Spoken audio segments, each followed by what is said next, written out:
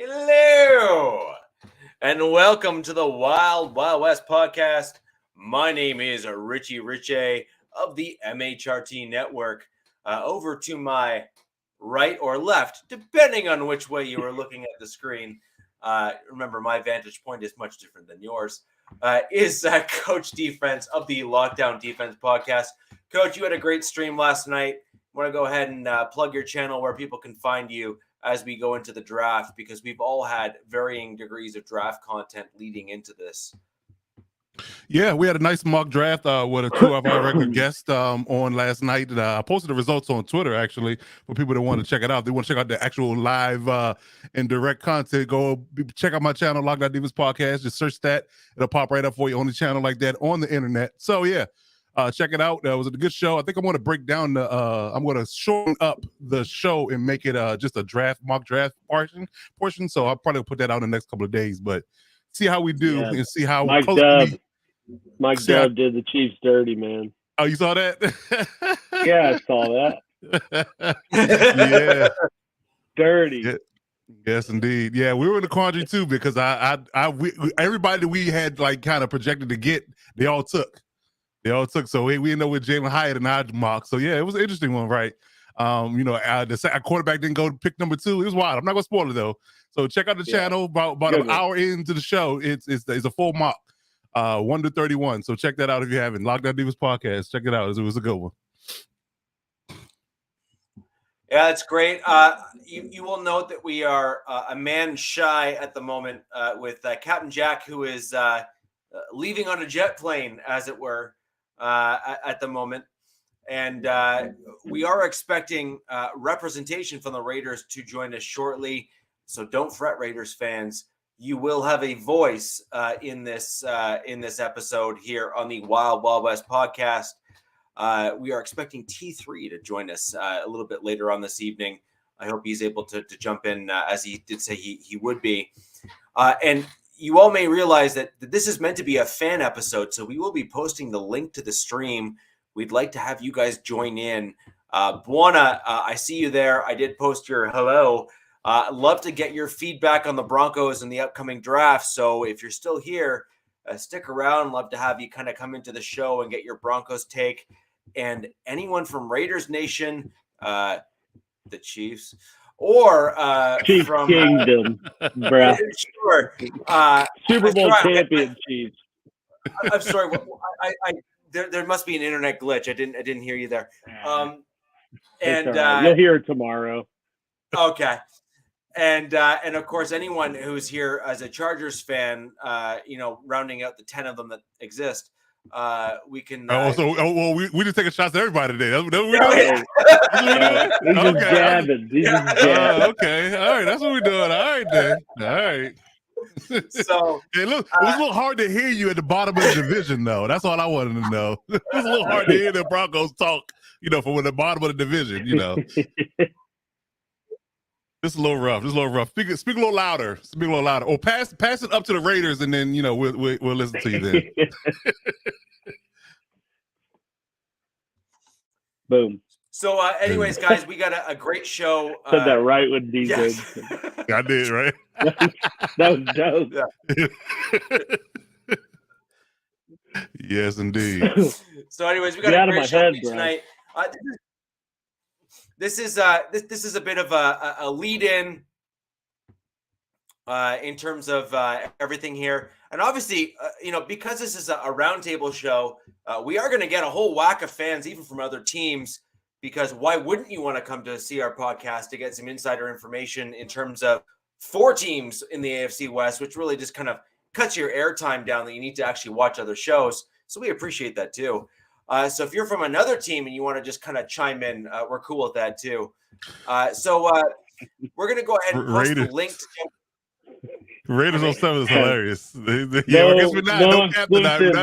exclusive sponsor tonight. Nope. That's funny. I'm trying to see if I got around me. Yeah, I like this. I like to get Giants Chronicles on the podcast. He has some really good takes. I'd like to get him on the show at some point.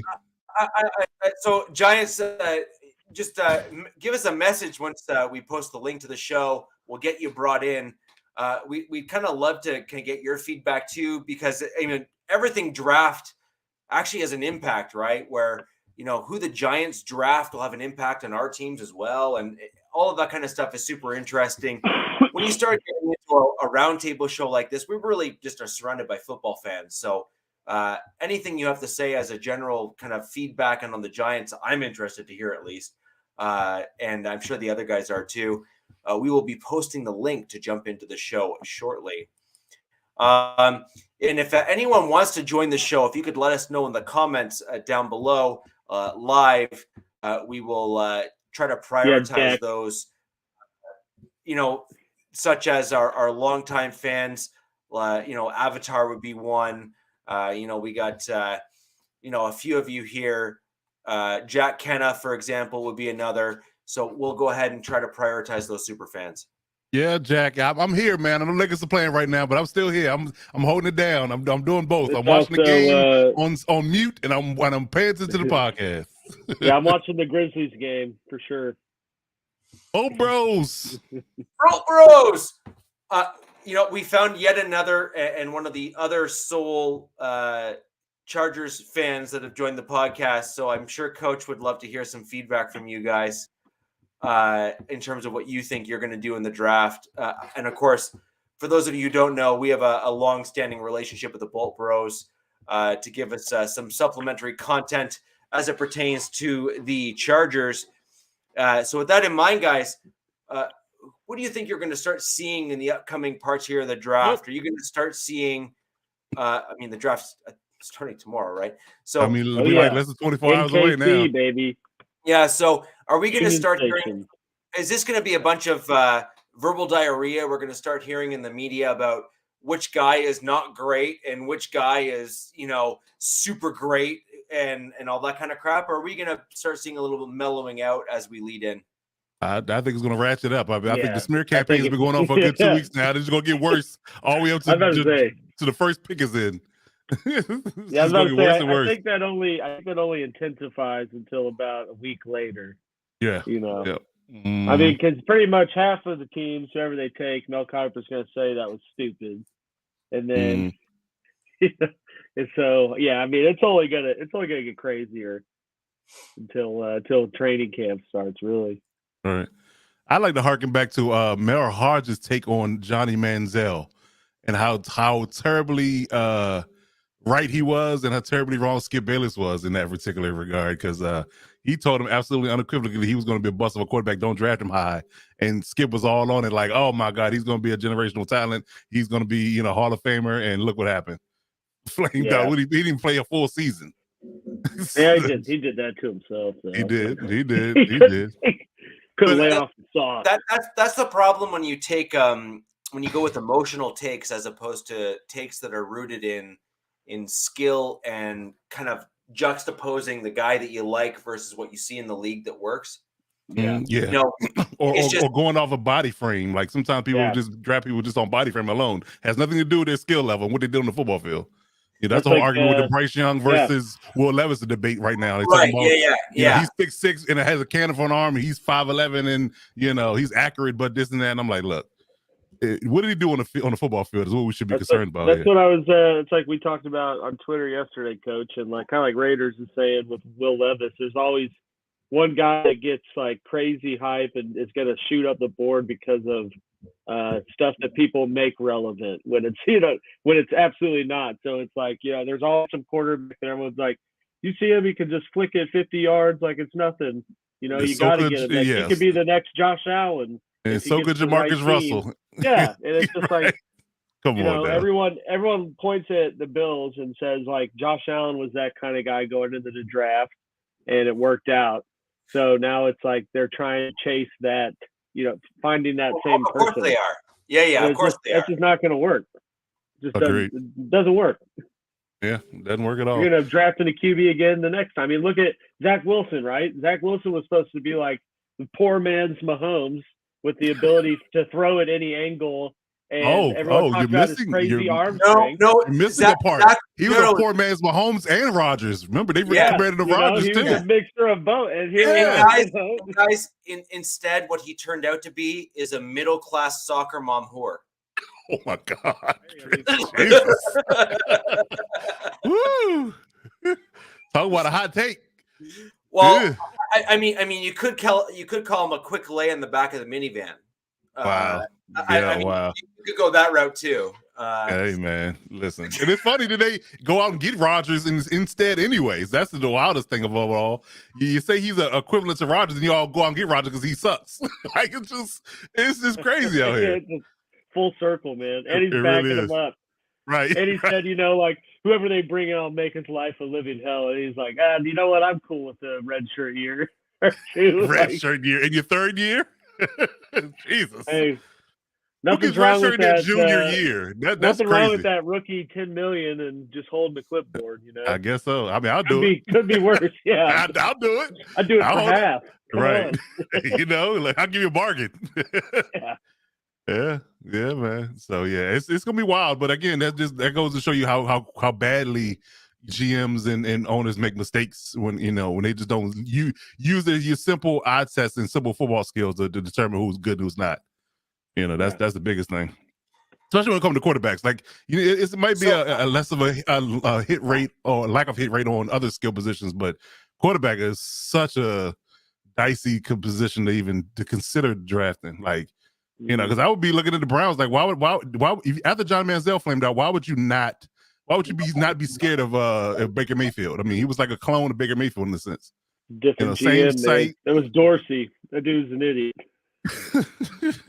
So, but you see what happened to Manziel and Baker Mayfield. So, like, well, look at that draft. I think outside of but Josh Allen and Manziel was Lamar. a different beast, though. What'd you say, Rich? Manziel was a different beast, though. Manziel was a different beast. Like Manziel got down the whole drug and he kind of went down kind of a different rabbit hole. Baker Mayfield kind of was almost in his own head where he thought he was better and different than he was, and he couldn't adjust to the NFL level just because he couldn't move past what he was in college to come into the NFL, it seemed. Because when he came into the Browns there, his first video that was posted was in the general manager's office, basically mocking the general manager. Oh, Baker Mayfield when they did the rookie class video. Yeah. I saw that. Yeah. I mean, don't get me wrong. It was funny though. It was actually funny. I mean, it was funny. Let's funny. call a duck a duck. That was hilarious. It was funny. It was funny. Yeah. But nonetheless, a quarterback shouldn't be coming in feeling empowered to slander his boss's boss. You know what I mean? Which is, technically. I mean, that's just a football thing, though. That's just. Yeah, they mock players, they mock coaches. You bag on everyone. Yeah, that's not. I don't think that's a big deal. I think the idea because I think Baker allure, Mayfield just got complacent. I mean, he had a solid rookie year and honestly turned the Browns around, and I just think he didn't really improve from that, and then kind of got the shit in the stick once they did have success. It's like, why don't we have more? And then they shipped him out. I mean, he's not. I think Baker Mayfield is a much better NFL quarterback than Johnny Manziel ever could have been. Mm. But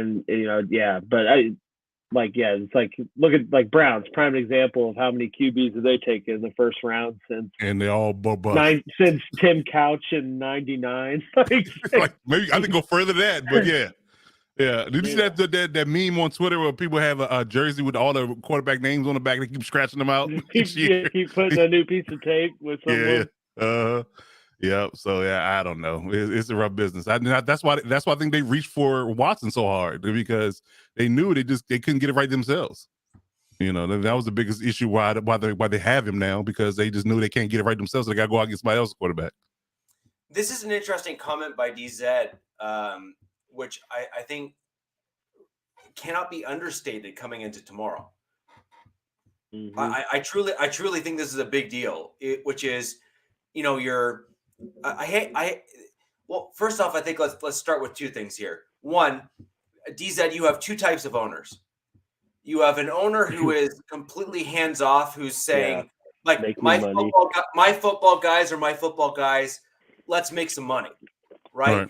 So you got owners like that, and then you have Jerry Jones. I'm GM. Yeah. Then you have Jerry Jones, and my who's son. like, I played football at the 5th grade. I know what I'm talking about. Yeah, exactly. Right. He's like, listen here, I got a Southern accent and I know what I'm doing. Okay. And so you got a dude who's got, played linebacker in college, who was mediocre at best, and who's now coming in as an owner at the NFL, who's like, I played football, so I know what I'm doing. And when last time they had ultimate success, when he had his hands off and let Jimmy do the football semantics. Yeah, exactly. So no, obviously Jerry Jones, I think, is like to the nth degree, right? Because he's got his own podcast. I agree with Zed, though. I think there's more Jerry Joneses out there.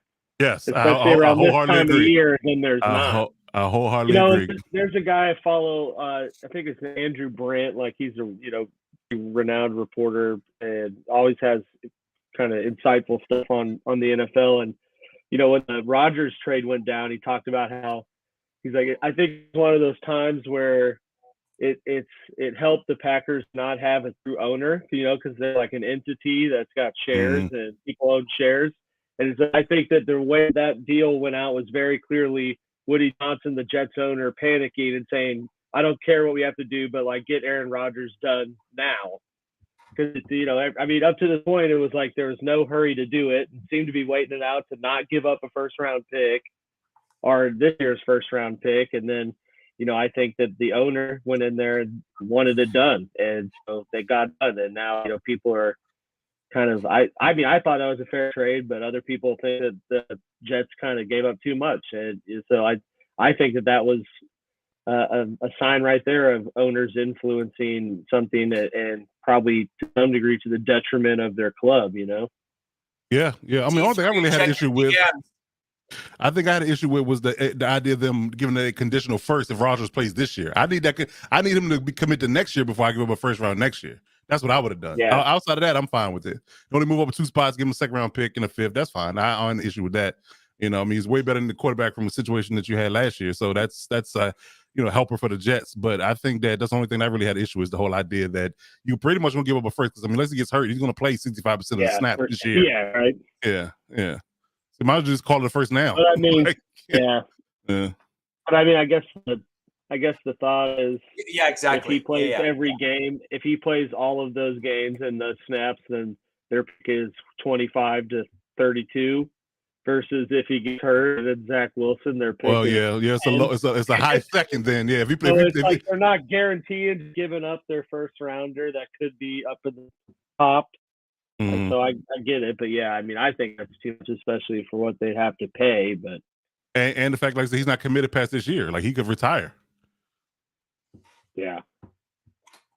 Well, I actually think that's a bad. He made the decision to come football. Really wants himself to be seen in that upper echelon of quarterbacks at the NFL level.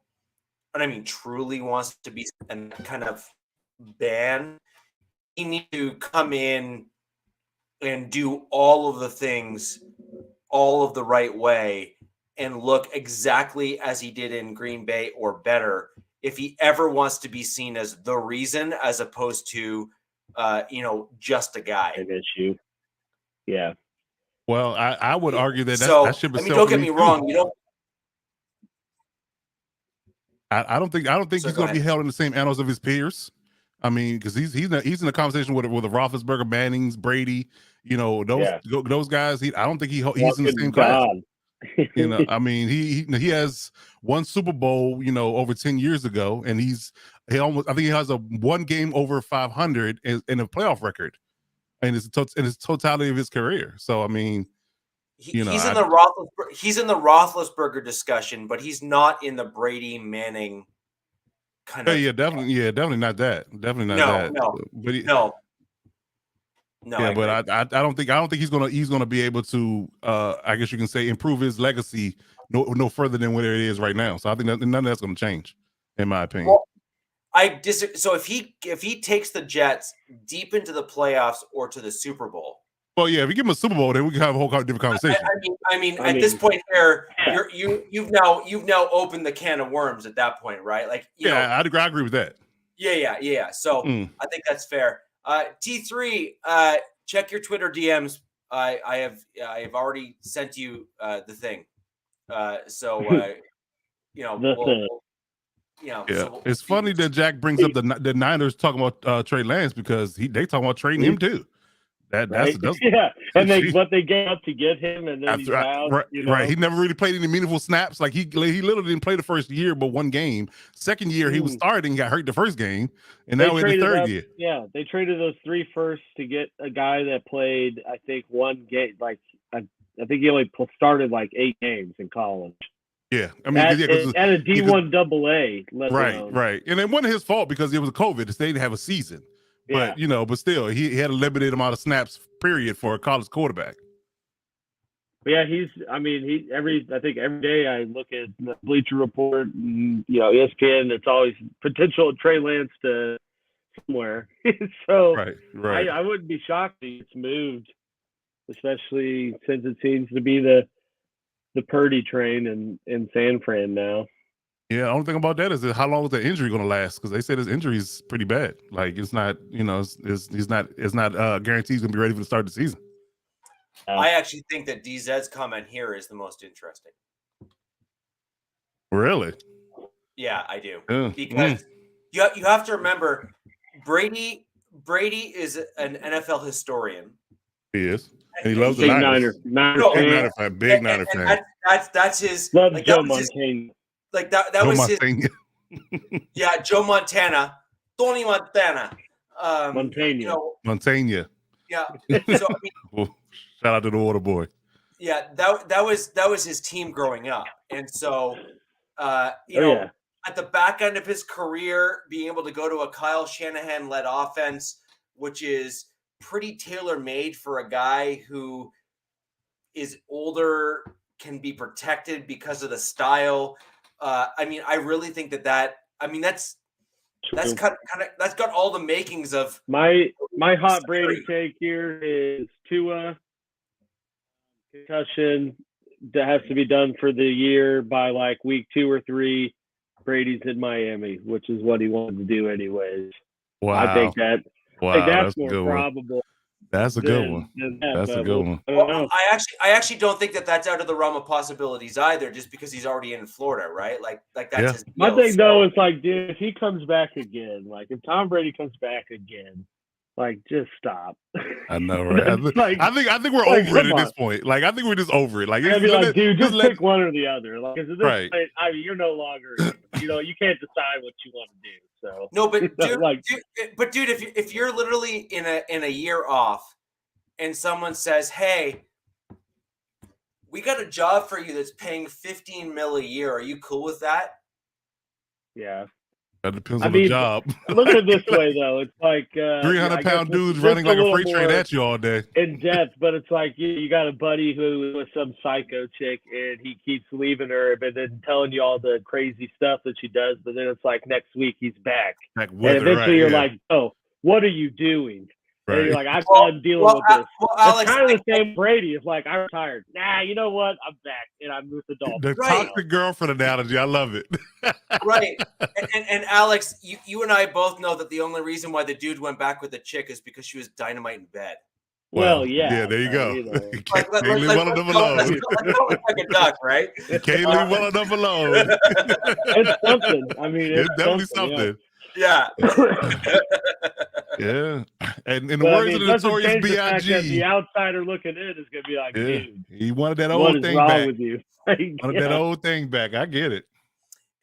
And let's not forget that Brady at this stage in his career is not just a game manager, but he's like the best game. He's like the best game manager because, he basically steps onto the field and was like, scans the field. Is like, I know every variation of every defense you're going to run. Pretty much. Right. So I've Pretty seen much it all all, of it buddy. in my I've 25 seen years. it all, buddy. Yeah. There ain't no amount of He disguise in the world that's going to get me. he grew up with every change, like defensive scheme in the league now, Like, Yep. think about how much different teams played in 2000, like the first year they were in the Super Bowl versus now. Right. And just like how much Right, but- easier, but- and I guess safer, more protective it's gotten for yes, people like yes, him exactly. too. Yes, yeah, And like yeah. things he gets away with, like now he knows he can, like, put a ball a little in front of a receiver and get a call, whereas like 15 years ago that was just a bad pass by him and he got his dude lit or lit up. Right. He even said it himself. Right. He even said it himself. He did. And then the other thing to remember is that's what Belichick did. Remember, like, was it 3-4 years ago when he reverted back to like the old 22 personnel sets where he put out like a fullback and like 2 running backs and like just absolutely just these teams are like, what was this? And he's like, dude, this is the 60s. Yeah, that's what he. Oh yeah, when he was manipulating, putting like a lineman and tight end, and, and like leaking him out, and then like, how the hell this dude eligible? That whole thing, yeah. But that's the thing is that it was completely above board. He the guys identified themselves, but then remember in the playoff game, that was the Colts game. Matter of fact, it was a Colts game. Yeah. It was fantastic, right? So, anyways. We're going to go ahead and bring in Tom Jones. I'd like some interesting feedback on the Raiders here, and then there's a lot of stuff going around with the Raiders. Like, I feel like they're the one team that it's like seems all the news has just been everywhere with what they could do with 7. So I need some Tom insight on that. Right. So obviously, Tom, everyone wants to know which quarterback you're drafting with your first round pick. So you may as well just and we'll go from there. Well, I'll tell you guys. First of all, thanks for having me in. Appreciated that.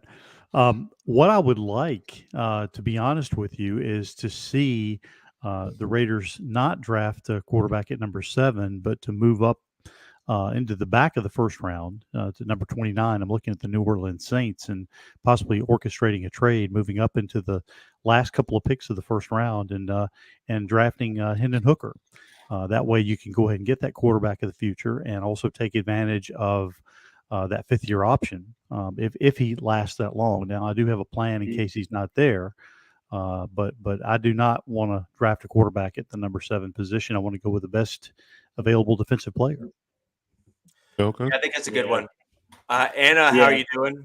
Well, and you got it, and you'd have to jump the Chiefs because according to Chris Collinsworth, Hendon Hooker's not making it past them in the first round. So absolutely, yeah, yeah, right. He did, dude. He had that. Honest note, Chris Collinsworth mocked Hendon Hooker in Kansas City at 31. With a young Patrick Mahomes, and you're gonna spend a first rounder on Hendon Hooker. You're right. Yeah, right on the backup. Yeah. Oh, they're the same age. He wouldn't do that to Patrick Mahomes, his best buddy. Wow, that's hilarious. So I just like to give a quick little shout out to those of us that are joining us live. We've had a few new people join us here, and I just wanted to say hi. Recognize you from Captain Jack's show. When I come live, you always shout me out when I'm on there. So thank you for joining us live on the Wild Wild West podcast. Anna also makes several comments about my voice. So how you doing? And we'll move on from there. Jack, we will be posting the link to have you come in and others into the show very shortly. Bolt Bros and Buana and anyone else who would like to join us live, the link will be posted in just a moment down below because we'd like to have you guys jump in and give us your comments. So, Tom, I think that's a very interesting kind of take on things, which is draft a team need. I mean, heck, dare I say requirement with the best defensive player. No, that's fair. That's fair. Requirement, I think, is a fair statement. Yeah, because you look at the Raiders, what they have had to do. Is they've had to rebuild that defense, and they just haven't had the playmakers.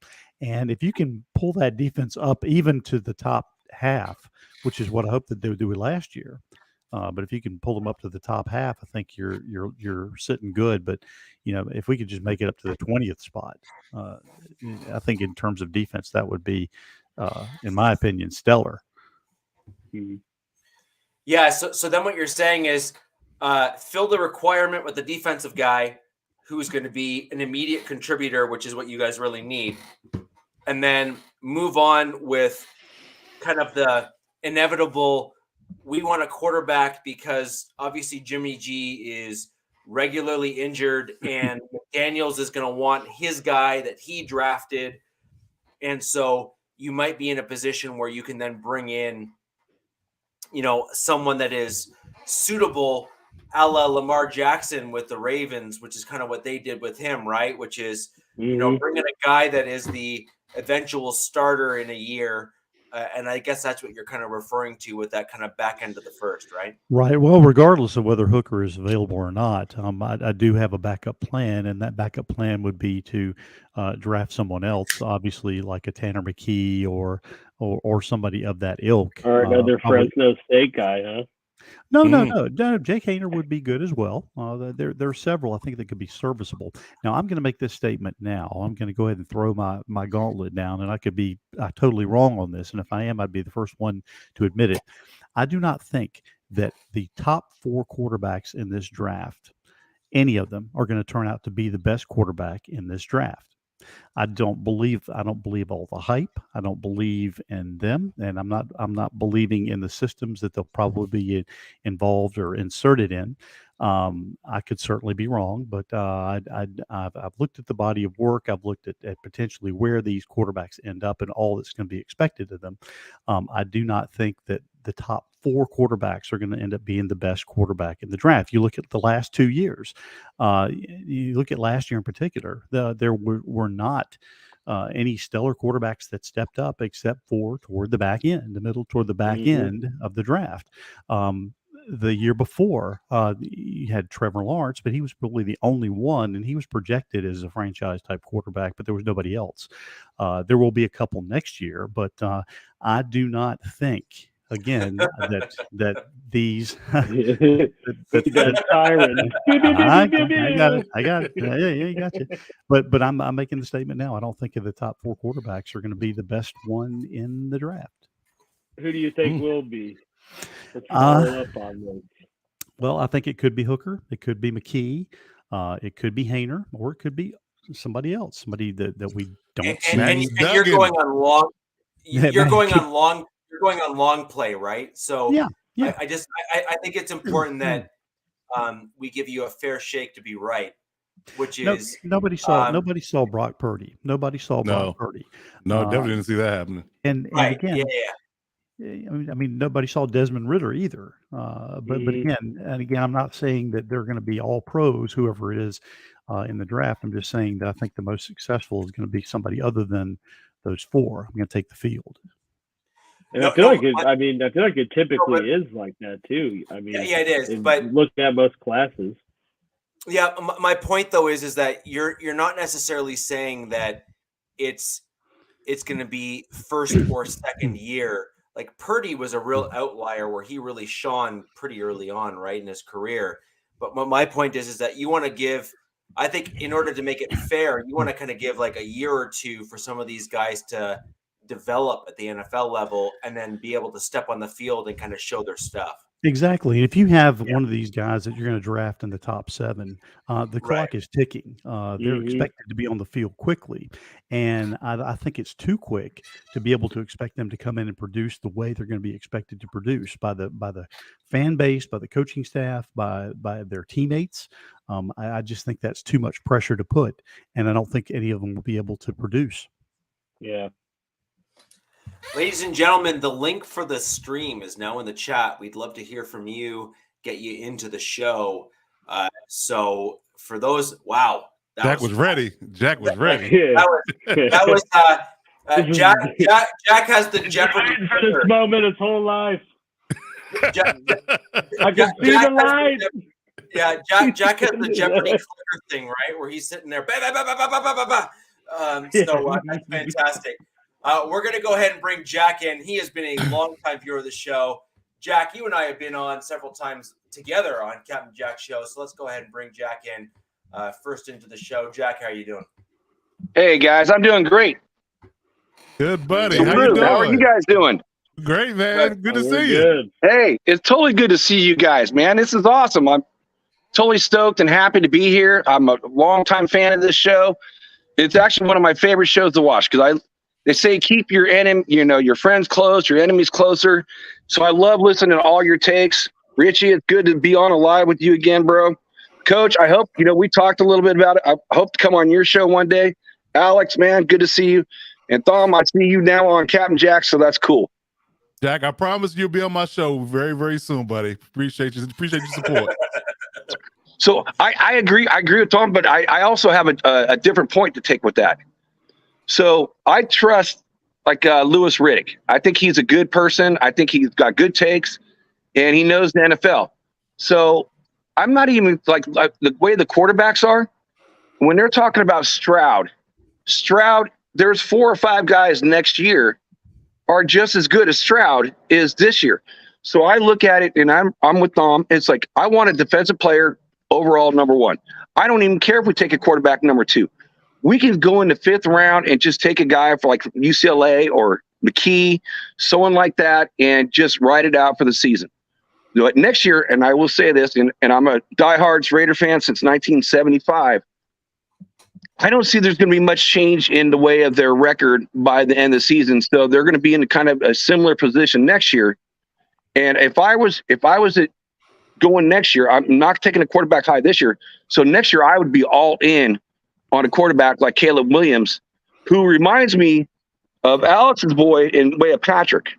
So I could ride it out for one more year. I've been riding it out for like half a century, it feels like. So I'm not sure that record will get you where you are in this year's draft. I don't know. I mean, I don't know. I looked at the schedule. The schedule looking pretty tough. Right. My point though is I think the Raiders are good enough to do better than last year. And I think that you have done enough changeover on your roster to have enough cogs to do better than you were in the years past. My approach would be to find a trade partner to trade you a draft pick for next year, and then move down in the draft to get the draft capital for next year to then kind of package to move up to get the guy that you're wanting. Hey, they could trade the whole boat next year, for Caleb, in my mind. And I do see a trade partner. So the trade partner I see for the Raiders this year is probably going to be Tennessee. I agree. Yeah. They are definitely looking for a quarterback. And if one of these quarterbacks they like falls at number 7, I can definitely see the Raiders trading back to Tennessee to get that pick. And you're not moving that far back, and you'll get some more draft capital. And I will say I'm all about that unless Jalen Carter is sitting there at number 7. I feel like that kid, I don't care about his off-field stuff. He's young. You're gonna grow as a man. We all did stupid stuff when we were young. True. But he is a game changer. He's like Alex's defensive tackle. He's like the Rams defensive tackle. Those are the only 2 guys in the entire NFL, in my mind, that are game changers at the defensive tackle, and that kid has that potential. I agree. And do you honestly think that a dude that has off-field issues is going to not be an absolute fool when he's in Vegas with strippers? You can be a fool anywhere. You know what I mean? I mean, Jack, I'm sorry, but Vegas is Vegas. There's literally a saying that what happens in Vegas stays in Vegas. And let's just be real. There is not a single city in the NFL that has the same saying attached to it, because Vegas is, that's that place, right? Guys, it's not going to come to that. It's not going to come to that. I mean, I think it comes down to the character of the person. I mean, that you can go anywhere, like Jack says, to get in trouble. So I mean, it's either he takes the criticism he's gotten up to this point and realizes, hey, like it could be super easy for me to just lose this career, and gets back on the beaten path, or doesn't. It's and if he doesn't, I mean, that's just more of the way that he's wired than him being in one place over another. Seattle either takes him at 5. It's possible. Or Detroit. But they takes did him sign a couple defensive tackles, to bigger contracts. So we don't know. Who knows? Yeah, or They might go Detroit takes edge, him at actually. 6, or Philadelphia trades up with either the 5th or 6th pick and brings him in, because Philadelphia has his former teammates in there. They do. And just imagine if he were That's able to ugly. team up with them. Jordan would Davis, be Jalen just- Carter, and Kobe Dean. Oh my That God. would be unbelievable. That's Stupid. just Mhm. pencil it in, man. Just pencil it in. I could actually see that. I could see the Eagles doing something like that. But Alex, to Well, your because they point, got 2. Alex, I'm sorry, I have to disagree. You can have an alcoholic come into your life, and if you put them in front of a bar, they're likely to relapse. Well, that's the if thing. He you wasn't even in trouble for But nightlife. yeah, It was but like street he was racing. speeding. It was street racing. He was Yeah. speeding and like Right, Yeah, I and mean- how did that work for the wide receiver?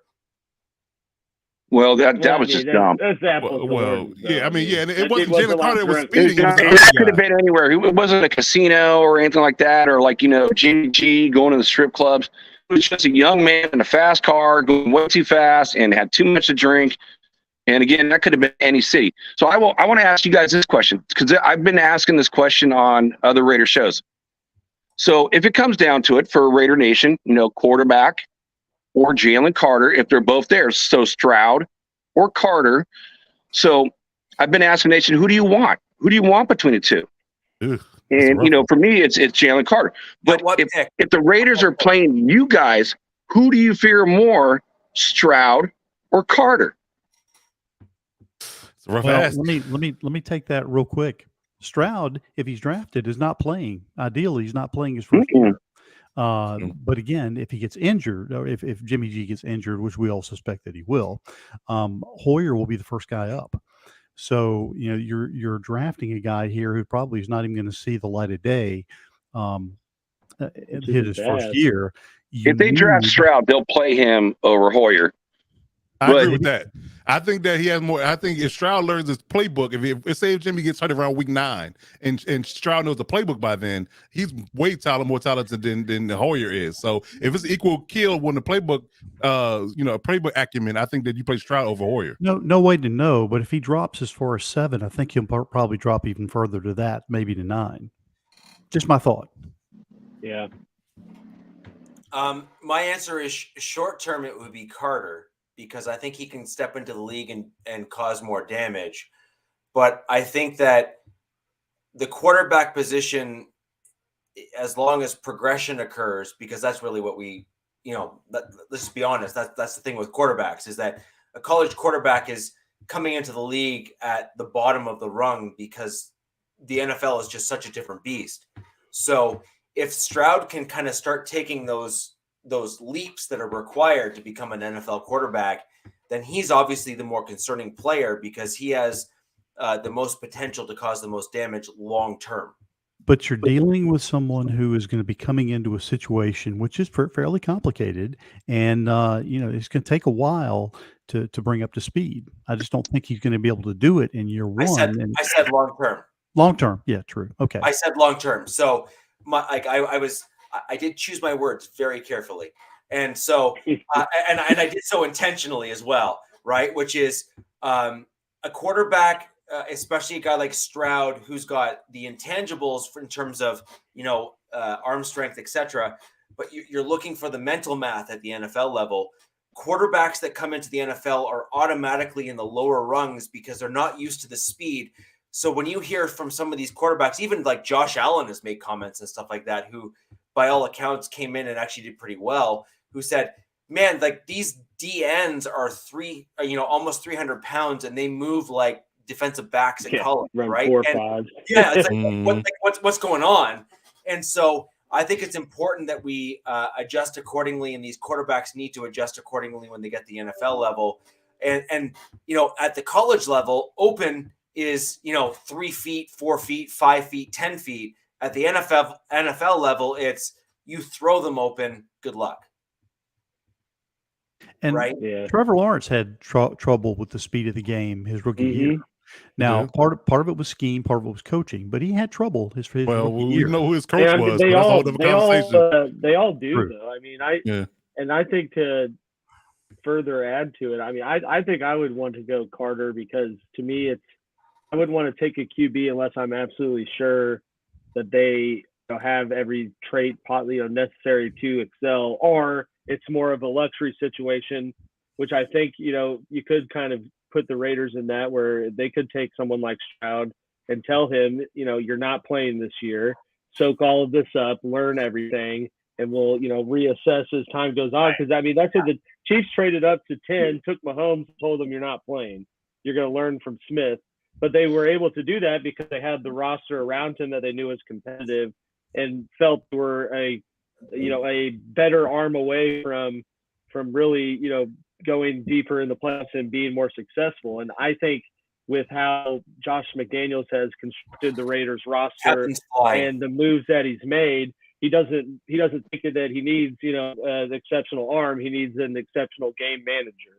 And I see them wanting to spend a 7th overall pick on a QB when it's not. I feel like his system's different than needing exceptional QB play and prioritizing that early in the draft versus taking a Carter and transforming your trench play. Yeah, it's not very often that you have a potentially transcendent, and I mean a generational talent come in along the defensive line, which is something that very few NFL teams have seen, much less the Raiders. The Raiders haven't seen one of those. We're jumping into Raiders talk here. I'm going to bring in OG Daniel here with some additional Raiders insight, since we're building up on Raiders content here. Let's go ahead and bring in yet another Raiders fan. We're going down the black hole. We are definitely going. Absolutely. That's OG, right. How you doing, guys?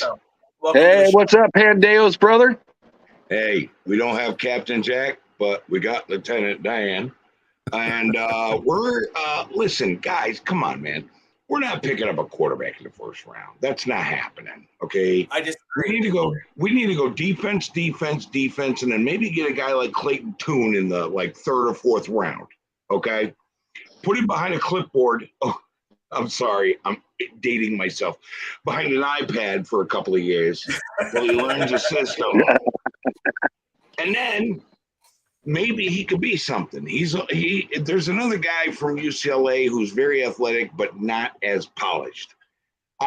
You need to be polished for this offense, but not picking up a quarterback in the first round. Not going to happen. We need to get defense. Maybe a mid-round quarterback. Nothing that's going to cost us a lot, And then later on down the line, doing it the true Patriot way to discard him. I'm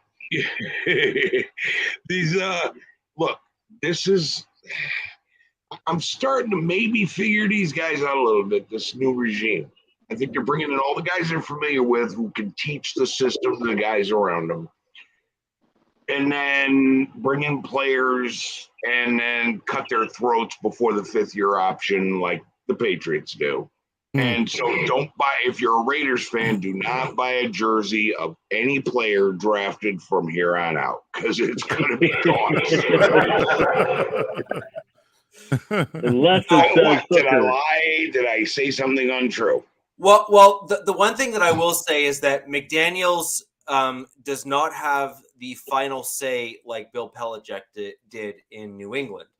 And so I think that needs to be factored into that equation that you just listed there. And I think Ziegler saw some of the things that Belichick did and some of the moves that he made, and he saw good guys go that really ought to have stuck around for probably 3 more years.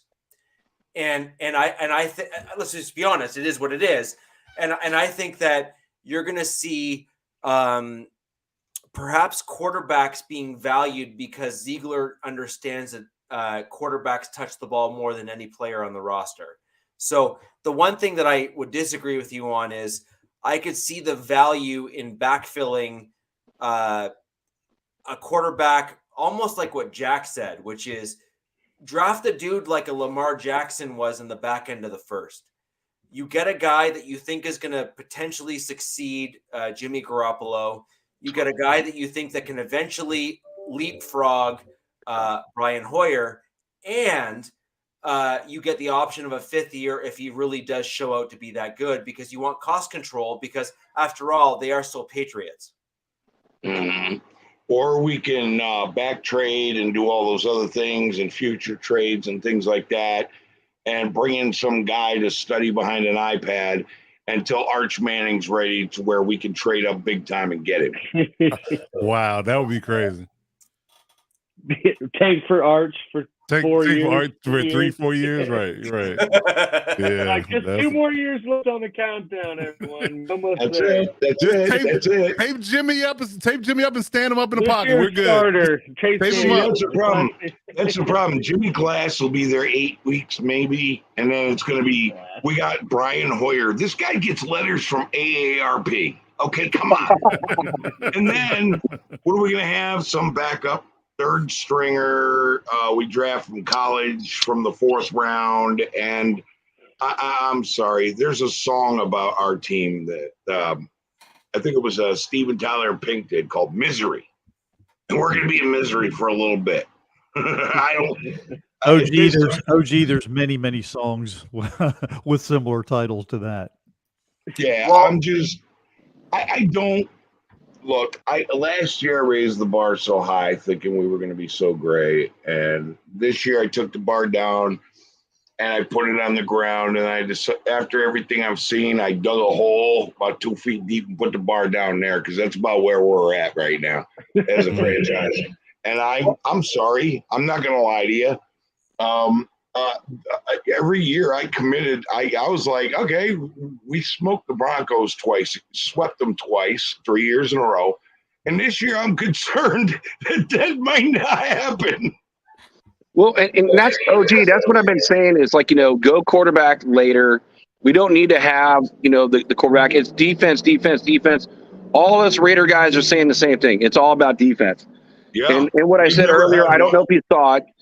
The word is that next year from Louis Riddick is that there's just as many quarterbacks. There's 4 or 5 quarterbacks just as good as Stroud coming out this year. So why rush it? Yeah. Right. If we're gonna end up being in the same kind of position next year, which I hope we don't, but we possibly will, then we haven't can had a actually go after defense one of those since guys. 2002, bro. We have not had a defense since 2002. 20 years. We Was have it been 04, 05 pretty good when Stu was on that defense? I thought that was one of the better defensive years. Yeah, but we had no offense that year. Yeah, we had no offense.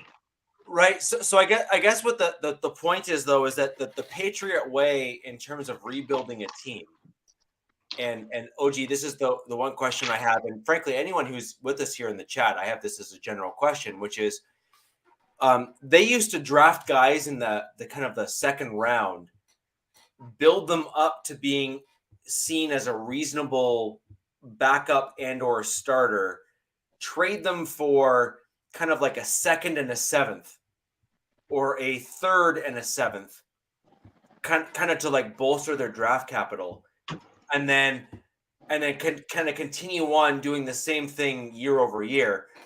I actually think that the new NFL is you draft a guy in the back end of the 1st and you trade him while he still has the 5th year option available. And that's where the true value is for the GMs and the other teams that believe that they can backfill, which is where I truly think where Jack, you're probably onto something with a Ziegler versus a Belichick, where he sees that as probably his golden goose to get, a 2nd round for a 1st round quarterback plus maybe a 6th or a 7th round pick, if he doesn't want to actually keep him on the team, and can kind of keep the cycle going to help build your team over 5, 6, 7 years, onwards and upwards. What do you think about that? Well, I mean, let's look at the Patriots did to Chandler Jones. Perfect example. Bring him in. They didn't bring him. He turned into a superstar, and they got rid of him for some draft picks. Went and had a better career somewhere else, and now he's with us, and he's down his downside. This is the Patriot way of doing things. Now, will Dave Ziegler be the guy to go, hey, now let's extend this guy for 3 years and get the best out of him and then get rid of him? Is yet to remain to be seen. Well, and also, the one thing I look at too, I looking at our AFC West, all your guys' quarterbacks are all proven all-stars, all all-stars. Well, Jimmy G, he's I don't decent, know, Russ. but he can't stay on the field. So if you want to compete, right? If you want to compete in this division, the number one position is quarterback. So you got to look at it. If Stroud is just the same as everyone else next year, and you have a chance to get, a proven number one starter, and you're going to come back and be in a kind of the same spot next year, and you're going to be in almost the same opportunity, and there's even going to be better quarterbacks than the quarterbacks that are this year, I would roll the dice, and I would do that. Go 1 year out, live with Jimmy G, live with whoever you draft in the later rounds just to fill the roster, and then come back in, and then let's go after. I'm saying all in next year, all in on Caleb Williams. I don't care. We can give up those 3 first-round draft picks. Let's do whatever we need to do to get that kid, because I will say this, Alex, he is the one player that reminds me of your Patrick Mahomes in the NFL. So to get a guy like that, now, if you do get a guy like that, now you can compete. You can be on that level to have that competition. Yeah, but Jimmy G went on the IR the other day when he signed his contract for a paper cut. Well, again, that's why you draft a later round quarterback and you just live through it, Sorry.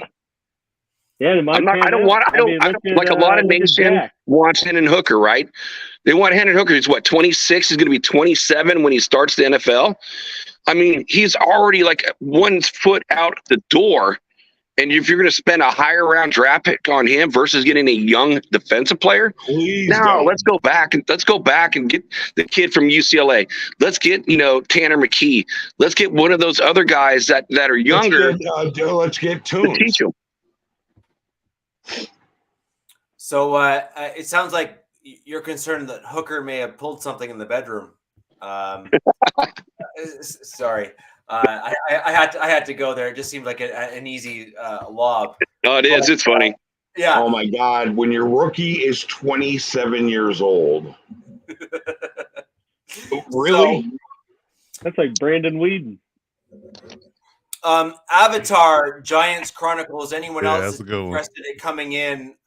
We are definitely interested in getting more fans into the show after our Raiders takes here. Well, I have a Chargers question, for Coach. I heard something that the Chargers might be interested in Zeke. No. No. It doesn't make any sense to me. You already got a good running back who's I think it's better. The Zeke room was the only factor because we have their old OC. That's the only reason he's ever been tied to the Chargers. But no, because first of all, he would have to take a deep discount to even come into the Chargers because you're already not paying Eckler. So why would you bring a guy and pay him $4 to $5 million? It doesn't make any sense. Again, to do less. You're not going to pay 6.8 for a better running back, and it's like he wants more. It's pointless. And again, you still have the draft. You still have the option to get a running back in the 3rd or 4th round. He has less mileage on his body than Zeke does. So that's like DZ said, that's fake news. I have a follow-up question for Coach, which kind of goes along the same lines. Just there. 1 sec, DZ. I'd love to have you come on. You've been a huge fan. Hey, I'll jump off, guys, because I've had only 1 drink. And I'm on my 2nd. I'll probably start cussing soon, so we're not going to do that. Hey, Richie, good talking to you again. Good talking to all you guys again. Appreciate you, OG. Tom, I just want to say, she's a lady. Hey, let's do the Pandeos. She's a lady. I knew that was coming at some point. Hey, Jack, my brother, I love you, man. I love you too, man. Let's do Pandeo soon. All right, you got it. All right, I'm jumping off, guys, because I'm gonna continue watching now. Fantastic. Awesome. So that's OG. Thank you very much for joining us, buddy. I really appreciate it. Thank you very much. I mean, this is really why we have the show here. We welcome all of you guys coming in. So Coach, I have a follow-up question for that. Great show. And just so that this is not a total Raider thing, because I do have questions here, and one it's too. a double-sided question. One is concerning the running back position, and the other is the wide receiver position. I know you've given your takes a couple of times already on previous shows, but I want your quick take on what you anticipate the Chargers will do this year in terms of both the running back and wide receiver positions. Well, it's interesting you say that. I talked about this in depth yesterday on my show, in my sports talk show on Tuesday. But it really just depends on how the first 20 picks fall. If there's a viable guy, your Zay Flowers, I would even go as far as in Jalen Hyatt, something of that, even Jordan Addison potentially. If they're there in that particular spot, then you take him. I'm also of the ilk of if they're not there, trading down, and getting and maximizing your draft capital, getting a couple of second and third picks in that particular realm. So you have 2 seconds, 2/3, maybe the fourth, and in trading potentially trading that and Eckler away in a package deal in order for us to get picks for more picks this year, maybe a couple of picks next year. In which we will maximize getting maybe a lower tier guy like Tank Dell or Marvin Mims, somebody like that, a nice slot, speedy receiver. You still can address the tight end position. A guy like Tyler Kraft or Tucker Kraft, excuse me, Zach Kuntz, somebody like that. I'm definitely high on Luke Musgrave. I'm picking him up as well. So not only having speed and athleticism at the wide receiver spot, but at tight end as well. And then looking in later rounds, when you have double picks in each round, you can address needs and desires. So I'm very high on Sean Tucker from Syracuse. I'm drafting him late to be a succession plan. Hopefully, if this Eckler ordeal does not work out for both parties, we'll have somebody as a succession plan, because you're looking at it from a perspective that Josh Kelly's on this last year of his deal, and so is Eckler. So you could potentially lose 2 running backs. So if you draft a succession plan, if he does not work out, and it's not a higher pick that will irritate Eckler per se, a guy that would just be coming in as a 4th rounder more so as a 1st rounder, because everybody's on the Bijan Robinson train. But I'm like, again, if you draft Bijan Robinson, you basically have to have somewhere for Eckler to go to right now. Like, you have to trade him today. Yeah, like he has to go now. He can't stay on the roster with Bijan being drafted number 1 in the first round. So I say that if you did that, you would have a trade partner for Eckler. Get some draft capital for him, and then go forward with Bijan, and then draft a receiver and a tight end in the later rounds. But you have to have multiple picks in order to get guys that have quality in the 2nd or 3rd round if you're going to do that. So I think that it's very paramount to go heavy offense in the first 3 rounds, in my opinion. So Bijan is probably going to go before your Chargers pick, but there is another back, Jahmyr Gibbs, who is another really highly rated running back. Now, in terms of what I've seen, once those 2 are off the board, there's a huge drop off. Would the Chargers, you think, consider picking up Gibbs in the 1st round and having the benefit of that 5th-year option, or do they go another direction? I still think it's the same thing. No matter who you draft, if you draft a running back high, period, it doesn't matter who it is, then you have to have somewhere for Eckler to go, because you're expecting a guy for a 1st round running back to play. And if Eckler's the starter, then you automatically have a rift, and he's either going to hold out, be contentious, or just be, just overall malcontent. And you don't want that in your locker room going into training camp. So I don't think that's a bad move. So, and Gibbs is really an Eckler clone in this, is because they're the same type of running back. They're strong, fast, elusive, but the same body type. Gibbs is like 195, Eckler's 200. So you're not getting 220 pound bell cow like Robinson. Gibbs is a different style of running back. He's more of a utility guy, in my opinion. So I think that regardless, if you're going to do that, you have to have somewhere for Eckler to go today. Who's your best available when you look at the board and everybody who's there? I know you've done several mocks, but if you could pick your choice of who you think is going to be the top player available, who do you go with? Realistically or wish list? Because that's two different options. Give me both. Well, my wish list is Jackson Smith and Jibba. That's my wish list. But my realistic is Zay Flowers. The wide receiver. Yeah. I actually had a similar question. I was going to ask the same question, but to Alex, because your offense, I mean, you guys already got everything pretty much that you need. You guys won a Super Bowl.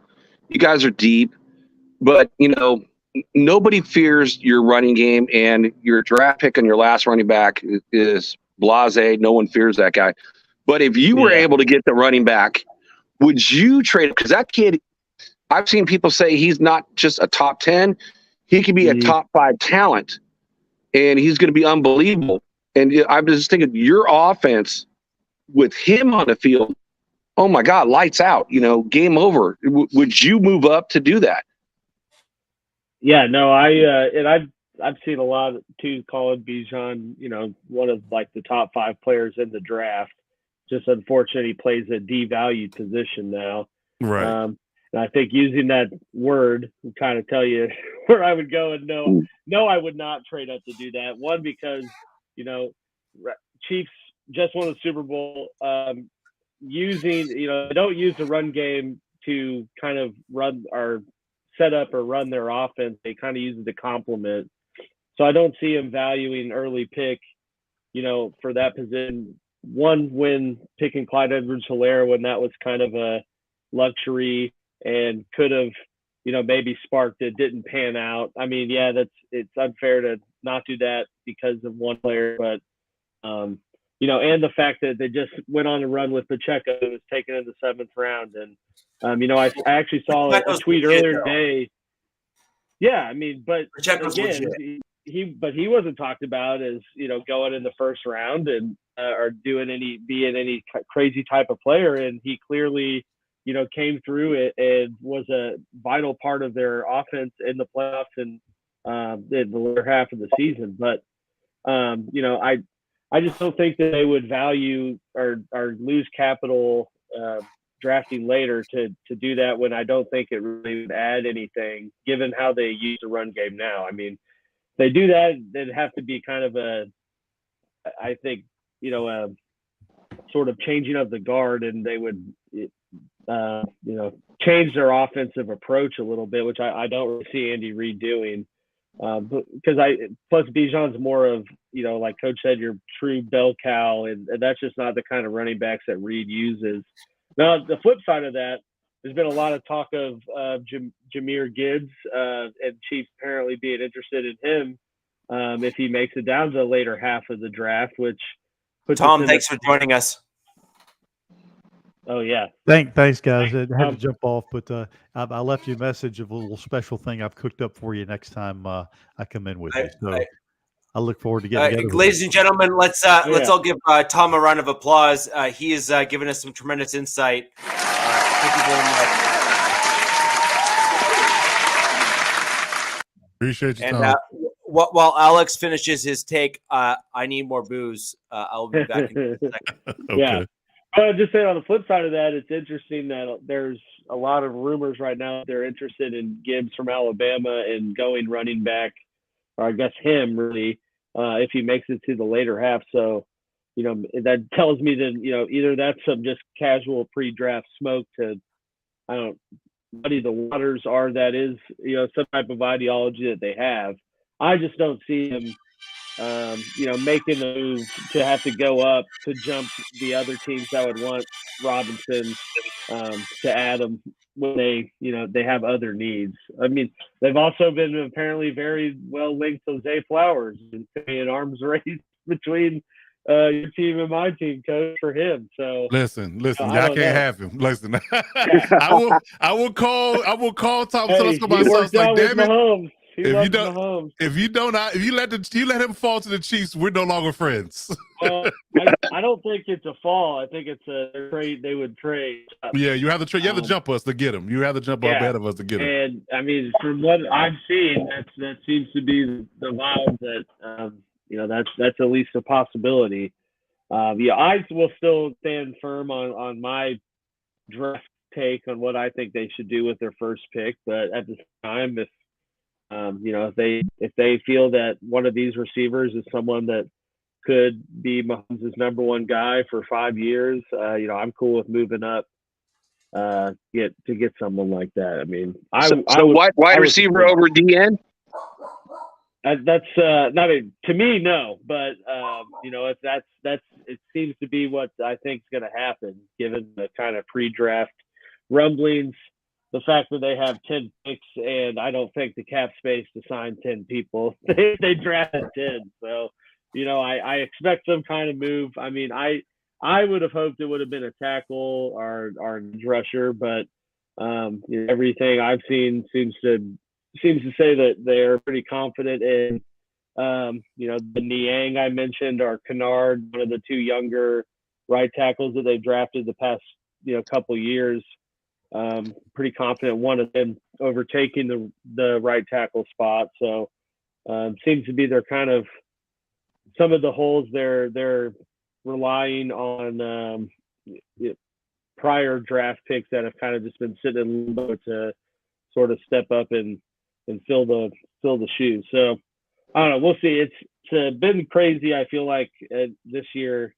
Maybe part of it's because it's in KC, so they're just really trying to make it wild. But it seems there's just so many more random rumors on what the Chiefs are linked to or where they're going in years past. When I think their two very glaring needs are, just defensive line, more so interior, but that and tackle. Then it's like all the news now is running back or trade up for Zay Flowers or maybe even Quentin Johnson. It's just, so I get the vibe it's going to be more of a sexy, luxury pick because, one, it's in KC and maybe you have to trade up to do it, but, we'll see. I found it funny that nobody ever does this. Everybody just kind of conducts business as status quo, right? But when the team that wins the Super Bowl, I'm not surprised. I'm surprised that they're not collectively hated on by all the 31 teams. We're not helping these guys. They just won a Super Bowl. We're not trading up with them. We're not doing business with them. Let them figure it out on their own. But right, people trade with everybody. It doesn't matter. It doesn't matter. The whole rich get richer aspect of it, we'll let them trade up and get another weapon so they can win another Super Bowl. People don't care these days. It's not a big deal to them. Well, they don't even care in the old days either. I mean, when John Elway came out, the Raiders tried to trade a first and Howie Long to get Elway. Yeah. And the league just stopped it. They said, nope, this trade can't happen, which is kind of a bunch of BS. If the two teams would want to make the trade, then let them make the trade. Yeah. There's no no bias. Chris Paul would have been a Laker. Don't get me started with that. Didn't step in, so. Yeah, I'm still mad at David Stern. Post-humorous about that one. One off funny. So what's the score, Coach? We're down 10. I think it's halftime. It's 61-52. We're down 9. We're down 9. So Richie, you guys got McGlinchey, didn't you? We did. I mean, I'll say this: I'm a Notre Dame guy, so. And he is a good player. So we lost Alex. But so the Raiders wanted McGlinchey when they had the coin flip with the Niners. They lost it. Niners took McGlinchey. So the Raiders ended up trading back, getting a third and a fifth, and then picking up Miller. I wanted McGlinchey on our team. So you got to get yourself a good, right tackle on that pick. So good for you, bro. He's the one guy that's the one spot the Broncos haven't had a decent right tackle since Orlando Franklin. The only thing I liked about McGlinchey was he wears the crossbar, so it's old school. Yeah. He still rocked it. Yeah. And so the real issue we've had at the right tackle spot is we've tried to go cheap every year. We try to get retreads and, second and third and fourth rate guys to backfill that spot. And today's NFL, there's too many teams that have bookends at both sides of their roster that are capable. You need left and right tackles that are capable at that spot. Otherwise, your quarterback's getting killed. So y'all treat their right tackle like the Browns treat their quarterbacks. Right, exactly. Yeah. Yeah. And that was, if Elway was being honest with himself, he would come out and just basically say, I didn't value the right tackle position because of my own biases or something along those lines. Because when he was playing at the NFL level, you just needed a good left tackle. You could get away with a mediocre right tackle. And those days are long gone. the 2015 Broncos kind of showed why you need two tackles in both sides. When you have DeMarcus Ware and Von Miller on both sides, at one point the quarterback's going down hard. Yeah, at some point it's not if but when. Yeah, exactly. Yeah. And well, yeah, and now it's like every team has that Batman and Robin pass rush duo. That they do. Or, you know, And at least I think on we started paper, a it may trend. not be. Yeah, Yeah. I mean, it may not always be, you know, effective, but on paper, there are two teams. Every roster has two overcompetent edge rushers that you have to account for. Right. Right. Like you except said, you got to account for it. The Chiefs. but yeah, so I mean, it's a much different game and way that it's played and way team scheme now. That you almost you have to value every offensive line position, I think, more, which I feel like you've kind of seen in recent drafts, because I mean, it seems to be there's always at least one or two linemen go pretty early. I feel like you know, at least when I got into the NFL, being a fan and watching the draft, it didn't seem like there was as many linemen going in those, you know, top tier picks. And not this year. They've all been Notre Dame guys. So I agree. Ladies and gentlemen, longtime fan of the show, I'm going to bring him in right away. Jack, I'm going to leave you here if you're cool with that. Actually, guys, so Captain always gets mad at me at this. I'm at 10%. So I'm going to hop off. I'm going to put my phone on the charger. You and that phone. If it charges up enough and you guys are still going, then I'll jump back in. But I just want to say, hey, it was absolutely awesome to see all you guys. I love watching your show every single week, and I love all your takes. Appreciate you, Jack. Salute, guys. We appreciate you, brother. Go Chargers shit. What do you say?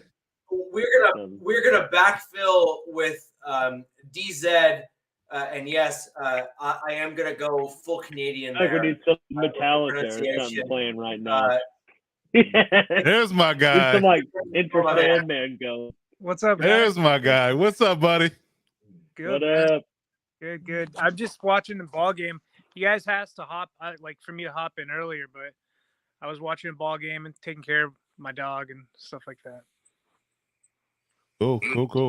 So I am curious to hear your take on your team, the Chargers. Where do you think you're going to go? I have an unpopular. I've gone back and forth in some private chats on Twitter. I don't think they go. I don't think they go after receiver. I don't think they go with a tight end. I think it's edge. And I kind of said that last night on Coach's thing. I said if I saw Nolan Smith, I'd run that card in.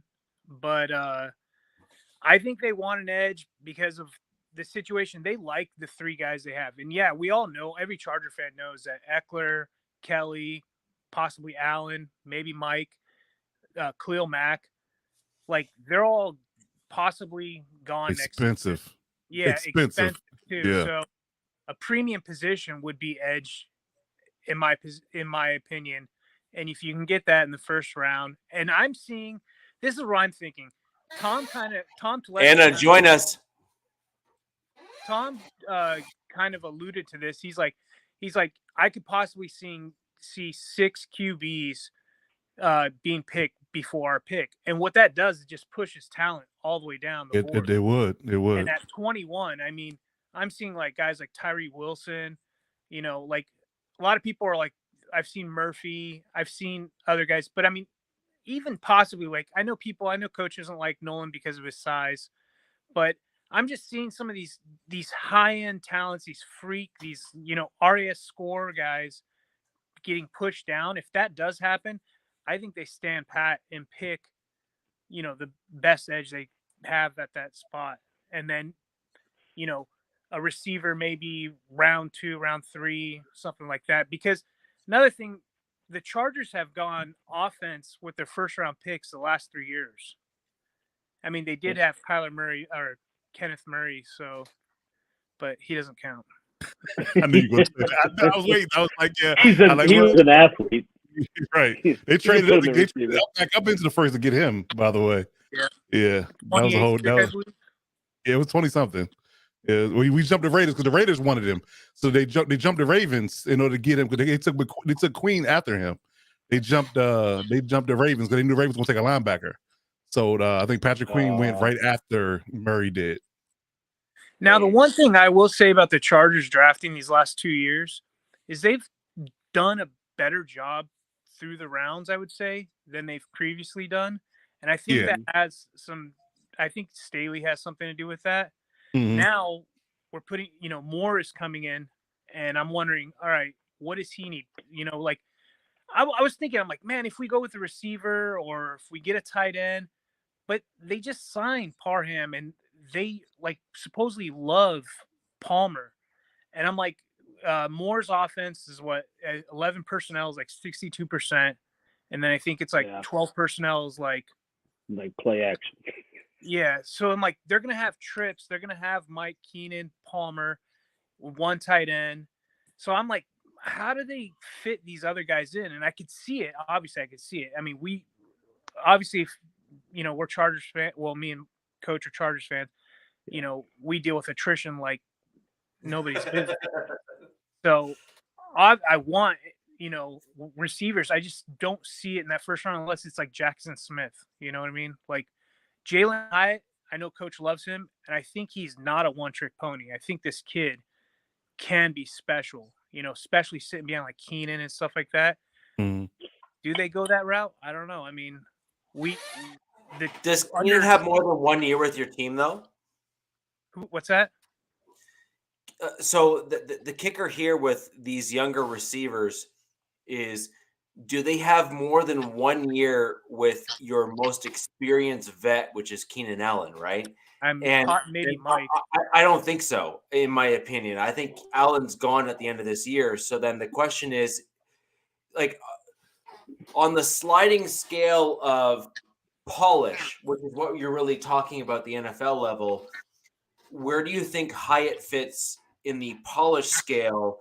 And do you think that it's a good pick from a teachability perspective behind Allen? And do you think Allen can impart enough knowledge to make it worth your while?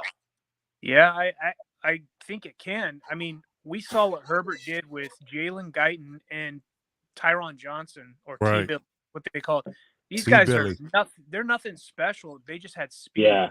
That was under Steve Steichen, I believe. And they just let him rip with those guys.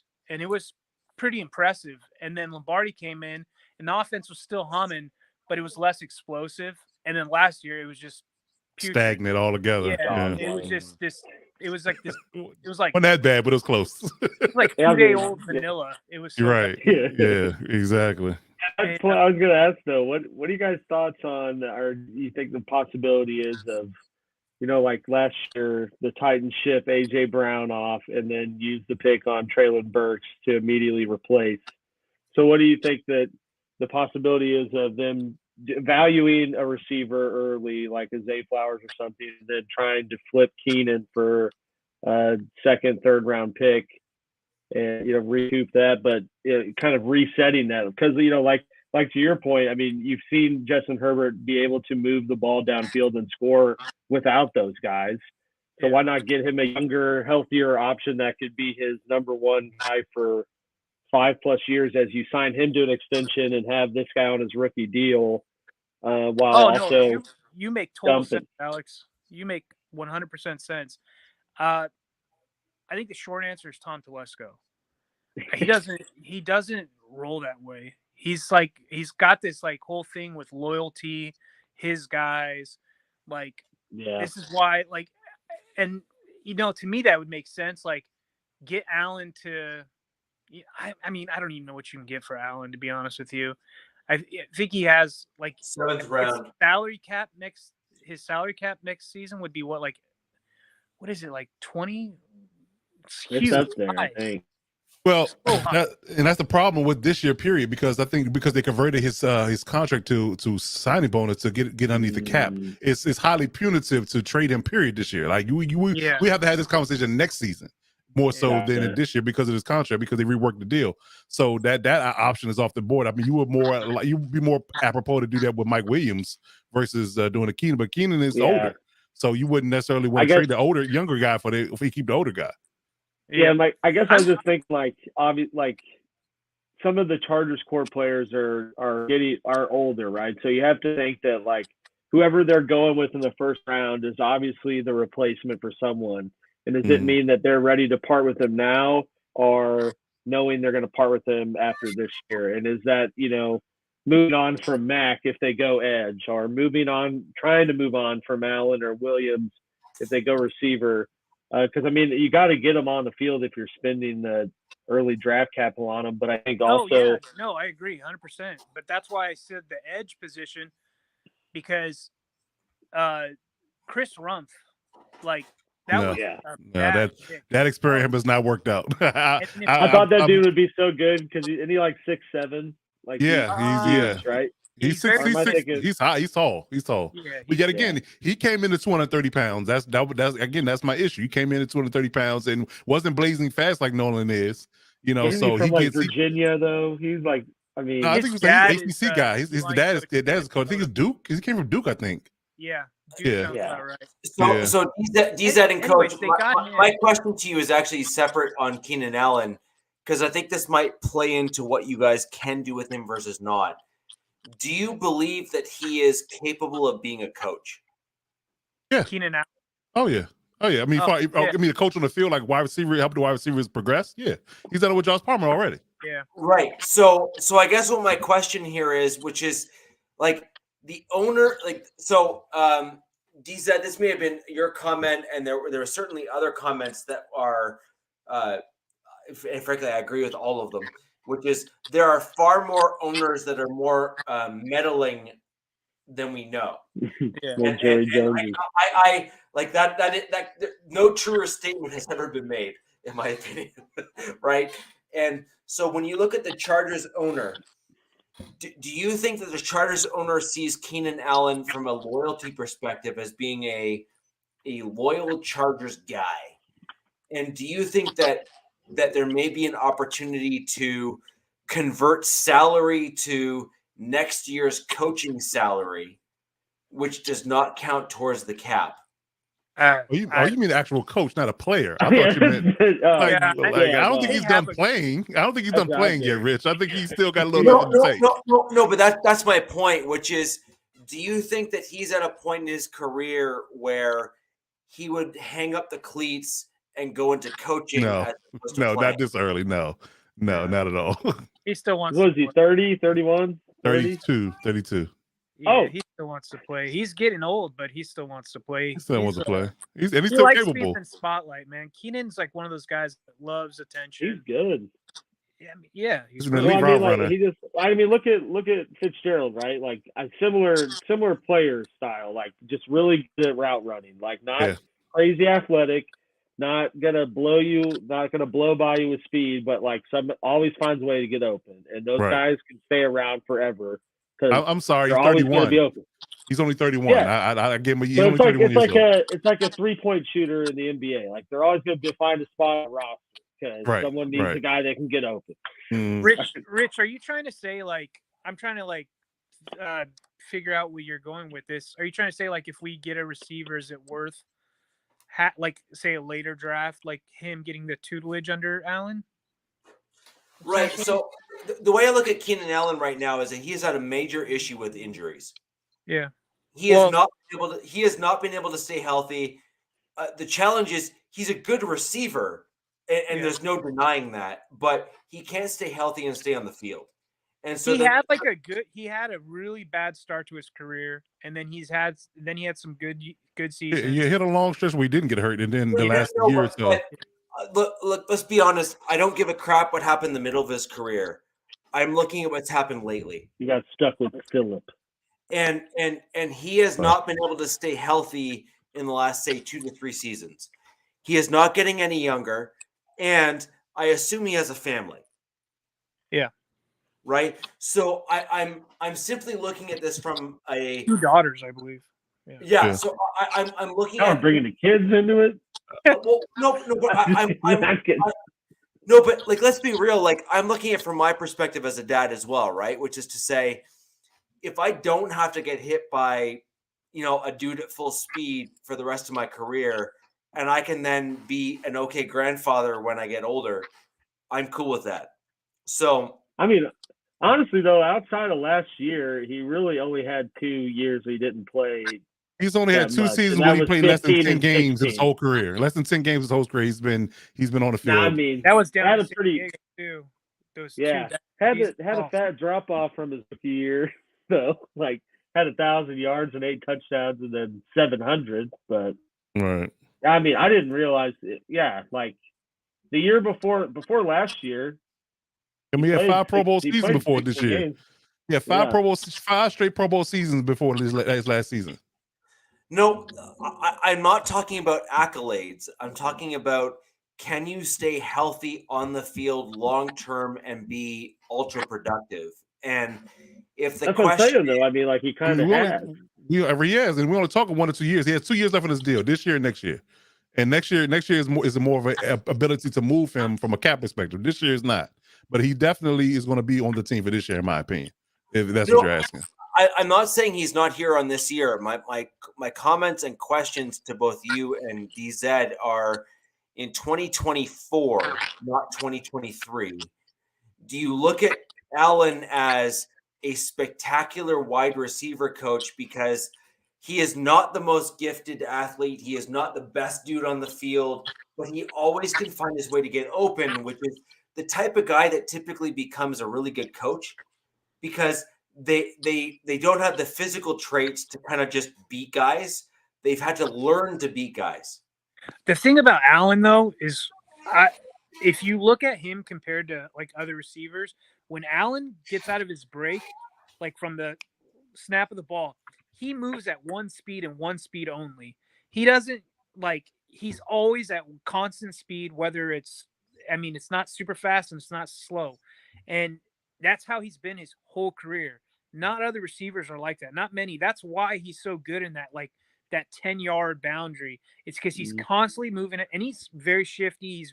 He's with his footwork, it's elite footwork for a receiver. It's a difference between being straight line fast and have a short area quickness. A lot of receivers that are good in the league have short area quickness, and that's what Allen has. He has short area quickness, good agility, be able to snap his routes open, get and hard break against DBs and gets on the top of his route. So that's really where he makes his money at. So I think that's where he's always been good at. I mean, because look at it like this: you compare 40 times. Keenan has a 4.6, Devontae has a 4.5, Cooper Kupp has a 4.7. But these guys are constantly open. They're constantly open. So you have to look at it from that perspective. Knowledge of coverages, reading coverages, and be able to snap your routes off in man coverage. Can you do that? And I think he does that very well. I think he's one of the better ones in the league at doing that, period. And that's going to make you money in the league. But I also see what Rich is saying too, in a way. I don't know if he's saying it, but like we need to inject more talent into this team, and like receiver wise, like Palmer. Oh, I agree. Yeah. Palmer's not it. I agree with that. But you have to look at it from a talent perspective. Like I said, outside of Jackson, Smith, and Jibba, there's no receiver that's going to blow your mind when it comes down to talent. It could be a number 1 receiver in this draft. They're all the rest are complimentary receivers. So you're looking at it from a perspective. You're going to roll out Mike and Keenan and 1 or 2 complimentary receivers in this offense and a tight end. That works better for now. And you can still utilize those guys and backfill the possession guys when Keenan and Mike are gone. It's easy to find a possession guy on the outside. It's easier to find speed on the inside. They don't come around all the time. I'm kind of already accepting the fact that after this season, it becomes kind of scary. Like it's unknown in a way. It is. And you're going to have a lot of turnover and a lot of the old. I mean, we're very heavily vet contract team right now, and we have got to follow what the Chiefs are doing and that get young quick. And that's why some fans are like, man, if we can trade back, that'd be awesome. But that's one of my takes. That's one of my takes to get younger. Yeah. And then I've seen the argument about that is people are like, there's no guarantee these guys can be started because of Tom Telesco's track record drafting out of the first round. And I kind of have clapped back at that a little bit. I'm like, dude, look at these last 2 years. They've been these better. last 2 years have been, They've been better. pretty damn good throughout the draft. So who knows? And but I agree, we have to get young in a hurry because Herbert's going to be expensive. Whether he deserves that or not, I mean, I don't like the way how the money in the NFL is going through the roof. Crazy. It's getting ridiculous. To be Yeah, like honest. where's the Giants Chronicle at? I wasn't talking about Danny Dimes getting $40 million, $45 right? or whatever the hell it is. I mean, ridiculous amount of it's money crazy, for a guy but like that. that's to that. It's kind of scary too. From like I think how the Chiefs did it, right? They extended Mahomes early before it even got to that point because they knew it eventually this market is just going to blow up. And they did a But long at the deal same- too. Yeah, Yeah, like the 10 10-year years. deal. Yeah. 10 They year did a deal. 10-year deal with Mahomes. Yeah. Mm-hmm. But even now they're talking about it's already talks are like, are you going to reevaluate it? And I mean, you got to think he's sitting there like, why the hell am I not making $55 million a year when these other guys are? And it just it's just like Super that. Bowls in that time. Crazy. I mean, But you got to think look at it too, Mahomes- like Brady. Brady made less than he could have. He did not His whole maximize his career. earning power Yeah, his so whole that he career. could have guys around him. And I think Mahomes sees that and understands that as that type of guy. At least seems that way now. And I would think Herbert would be that kind of guy too. He doesn't strike me as someone that would really care if he's the highest paid. I like in the that. league. I like that take, and I agree with that. I think he's similar because I think if you heard what Jalen Hurts even said about his contract, because his contract from a salary perspective, cap hit perspective, is not punitive at all for 5 years. So Yeah, Hurts said is what every fan and ownership wants to hear. right. What I mean, Yeah, money is nice, but championships are better. So Yeah. So if he takes that approach, There's he'll more give it- money to be made in the championship Endorsement world. endorsements. Hell yeah, and hell stuff. yeah. Oh, So like these guys are making the right choices if they want to make the most amount of money. Like Brady made his money in all the endorsements. Well, he had a rich wife at the time too, so that hurt. Yeah. Well, I mean, But I mean, think about divorces work well both ways, right? Yeah. You know, Brady I could imagine there was afford some kind of excuses. prenup with that. probably, especially she was making more money than he did, so I'm sure she was trying to protect her money too. So yeah, I would say that. But yeah, I mean, overall, man, I think that I'm for. I mean, of course, I did my homework. You know, when it comes down to talent, in the second, third, and fourth round, is premium talent if you pick the right guy. You know, so if we trade back, I think we can get a boatload of solid guys. I'm not saying they're going to be all pros and Hall of Famers, but they're going to be solid contributors if we do it that way. Because even to your point about trading back, like I'm salivating at the idea of them trading with the Cardinals because the Cardinals are the third pick in the second round. So let's hypothetically they want to move up to the 21st, right? Yes, Trade please. back with them. Please. Trade back with them. Get a some second fallout. pick and get a second pick in the third round. Get an edge Probably rusher should there. have been a first round guy. And Right, exactly. He's going to fall. He's going to fall. So you trade with them. Give them Eckler because they need a running back. Give them Eckler and our first. Get a couple of second and third round picks, and get an edge rusher in the second. Get a receiver in the second. Get a tight end in the third. Get a corner in the third. Get a safety, a linebacker. I mean, the sky's the limit. But I think that if you do it right, I think you can get a lot of guys, a lot of good guys versus one starter in the first round. I think that might be the move that you should do. There's other guys, I'm sure, like other teams, do our attrition. There's guys that are coming in year 2 in our system that I'm pretty excited about. Yeah, I agree with that as well. And I'm really excited about them. Coach and Gizette, who do you have an edge that can backfill your guys at a good level? Nobody at the moment. Oh, so I was going to talk about this earlier. If we do edge, that means that we don't have to re-sign Kyle Van Noy. And people are like, but Kyle Van Noy was good. I'm like, yeah, he was good like 5 games at the end of the season. Right, he was gone throughout the whole season. I'm like, so then you have a guy that's cheap, quote unquote cheaper. I mean, I don't know what a first pick would get compared to a vet contract. That's probably the same, I would think, right? Or more. The vet minimum is $750K. $750K is the vet minimum. What's a first round at 21? That's got to be like what, like a mil something or more. Yeah. It's at least $1 or $2 million for the first year. Yeah. So I'm about to look it up. I don't know about that anymore. No, but that's a good point. So like for But you example, also get like more team control. Right. Right. Yeah. But Coach and DZ, when you're looking at this stuff here, okay, you have Van Noy and you have a first-round rookie.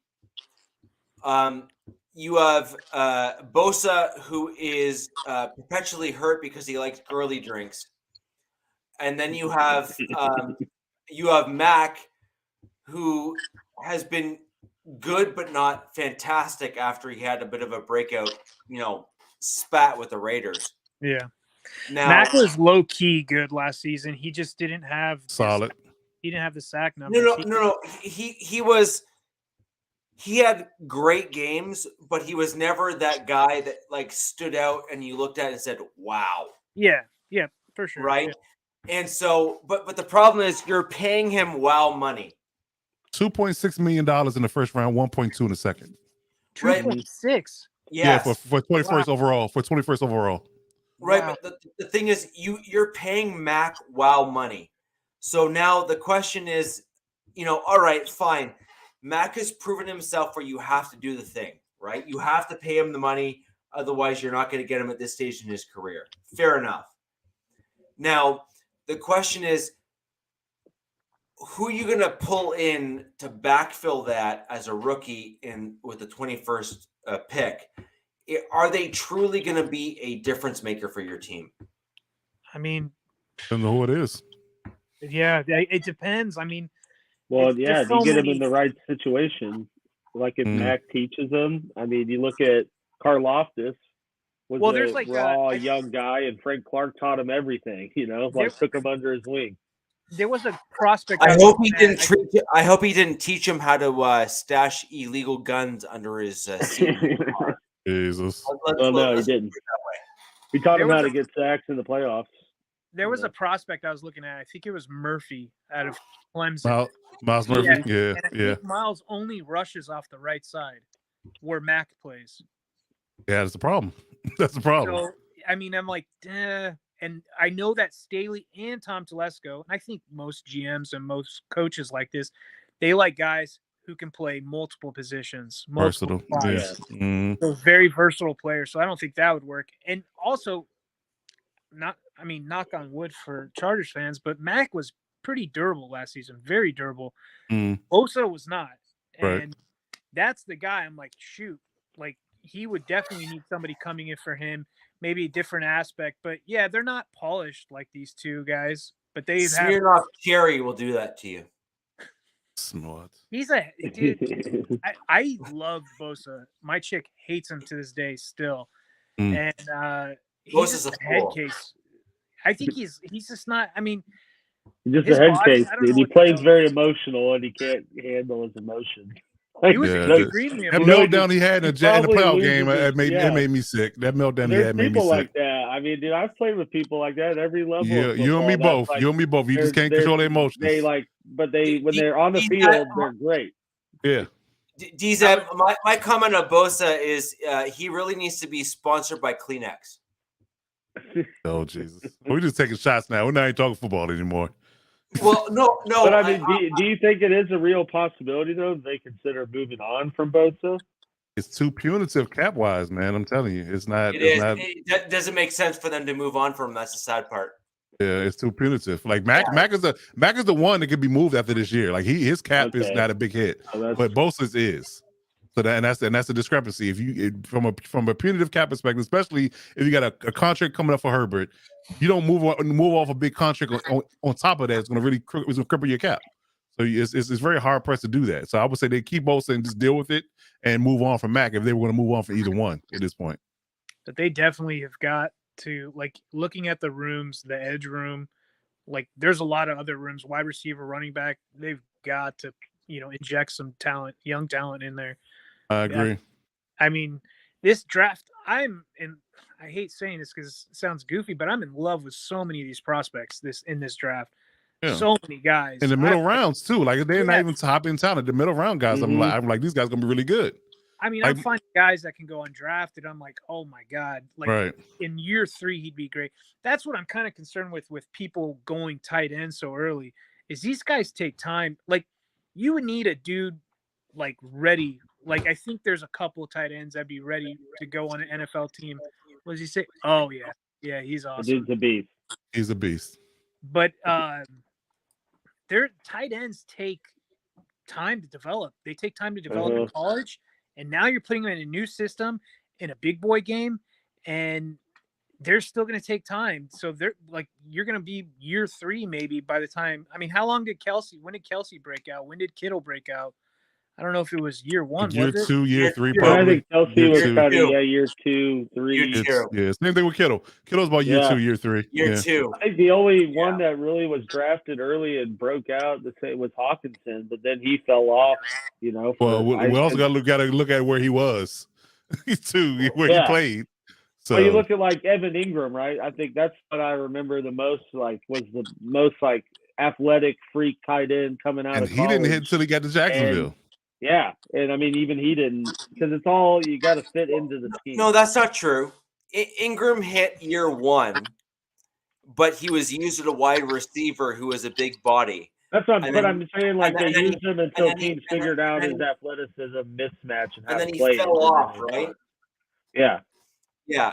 I'm hearing, real Go quick ahead. on the tight end thing, but I'm hearing that the Giants could possibly be taking Mayer because of the concerns of Waller's health. Really? Why would you trade for him if that was your concern? But okay. But I'm like, damn, like they just, traded for this guy and then putting another, I don't know. Yeah, that's wild. I'm not too big on Mayer, anyways. I'm not either, because everybody has him tied to the Chargers. I'm like, I do not want Michael Mayer. I'm be honest with you. I would much rather have Musgrave or Kuntz or Kraft. Those are my top 3 guys. I would not pick. I would not reach for Mayer at all. It all depends on what your quarterback wants. I didn't know if your that quarterback is a tight end guy, then you want a tight end. If your quarterback isn't a tight end guy, you don't want a tight end. What do you say, DZ? I didn't know Musgrave had a knee injury though. Yeah, he's fully healthy now though. He was early on in the last season. Because I know fans are like, oh, no to Kincaid because of his back. Right. And then I read that Musgrave had a knee injury that kept him out. Yeah. Yeah. So I'm like, they're all gonna have some baggage, dude. They're just big guys. Right, exactly. I mean, exactly. I think to the point of, it takes time to develop a tight end. Like in that, I feel like the ones that do develop and pan out are guys that are taken later, who aren't expected to just be thrown in and are given time. Like you look at Kelsey was a 3rd round pick. I mean, when Antonio Gates, I don't even know when he was drafted. Antonio Gates was undrafted. Right, undrafted. But like those, just those like Owen Daniels or like those other guys, like Gronk. Dennis Sharp was 7th round, right? He was 7th round. Yeah, and so it's like that seems 7th to round. be, and so in that regard, I would prefer to take a guy like Kuntz or someone who has the athletic traits, right? Or Kraft. Yeah. Someone who has the athletic tangibles, but I mean, you can't coach 6'8", 4'5", You can't coach 6'8", 4'5", 40 with a 40-inch vertical. You can't coach that. You can't coach that. Exactly. I'm kind of like jealous of these guys that have really early 2nd round picks, because there's some dudes that are going to be there. Yeah, I agree. I kind of said a comment earlier, but like whoever gets Mozzie Smith, I think it's Smith. Yeah. Yeah. D tackle. Yeah, that's a dude. I wouldn't be mad if KC went with him, but I really don't think they're picking at 31. So I know, but the more you look at him, the more like he's a free. He's like the guy that went to Philly last year, but he's not getting the hype. Davis, yeah. He's kind of got that same build, that same makeup. It's insane. Yeah, and he's a run stopping machine. That's for sure. And then I found out like the best part. Tajay Spears was falling. I'm like, why is Tajay Spears falling? Size. Then I found out he has no ACLs in one knee. Oh, really? I didn't know that. Yeah, the guy at Tulane, I believe. Yeah, Tulane. Yeah. 4.33. You mean to tell me he ran a 4.33 with no ACL? Supposedly in one of his knees, he has no ACL. He ran a 4.33 with no ACL. That's amazing. Look, my dog. You need the ACL to cut, dude. That's true. You're right. Fair enough. Okay. Fair enough. My dog just tore his ACL and has a metal. He has like a $7,000 metal, whatever in it, and apparently he's supposed to be back to normal. So if they put metal back in these guys' legs, I don't know what they do. I think Right. I got my patella or something. Like took some other tendon. wait, you had a patella injury? I tore my ACL. Because My I mean, second. that's as we're me and coach. I mean, we had 2 guys on our team with patella injuries. So we're like, okay, how long did it take for you to get back? Right. Well, no, Right. I blew my knee out the last day of preseason. They told me I dislocated my kneecap, but that was wrong. Yeah, I was out till like I didn't do spring, so it was like till May when was full go. But I tore my MCL too, and I had to so I didn't get surgery for like 2 months because that heals itself. Yeah, But I think you yeah. talked about this a while back, and yeah, it's like you can't get surgery until one heals, right? Mm-hmm. Yeah. Yeah. Which sucked because I had to rehab that only to go back to 0, and then Right. couldn't. But it's Yeah, it's soft tissue injuries are a bit of an issue when you're dealing in contact sports. Like I have my whole lower leg ripped, like literally ripped sideways, and Yeah. and I play a much more violent sport than football. Rugby, right? Yeah. So Yeah. I'm like 6'2" and like 230. Yeah, Now, I played rugby for a little bit right out of high school, in North County, San Diego, for a team called the North County Gurkhas, and I didn't last as long as I played with the center for my football team. He went on and played a lot longer than me, but he had his thumb almost ripped off his hand in a scrum, and they were playing in Vegas. But our team, I was on a B team because our A team were guys from all over the world, New Zealand, Australia. They get them jobs in the States. It's insane. Bring them in. So to give you an idea, DZ, I was recruited out of I don't know what you guys call it in the States, second year high school.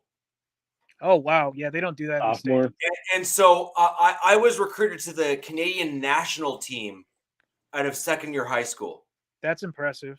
And so I was like 230 and I could run a fly flat mile. Yeah, don't ask me my mile.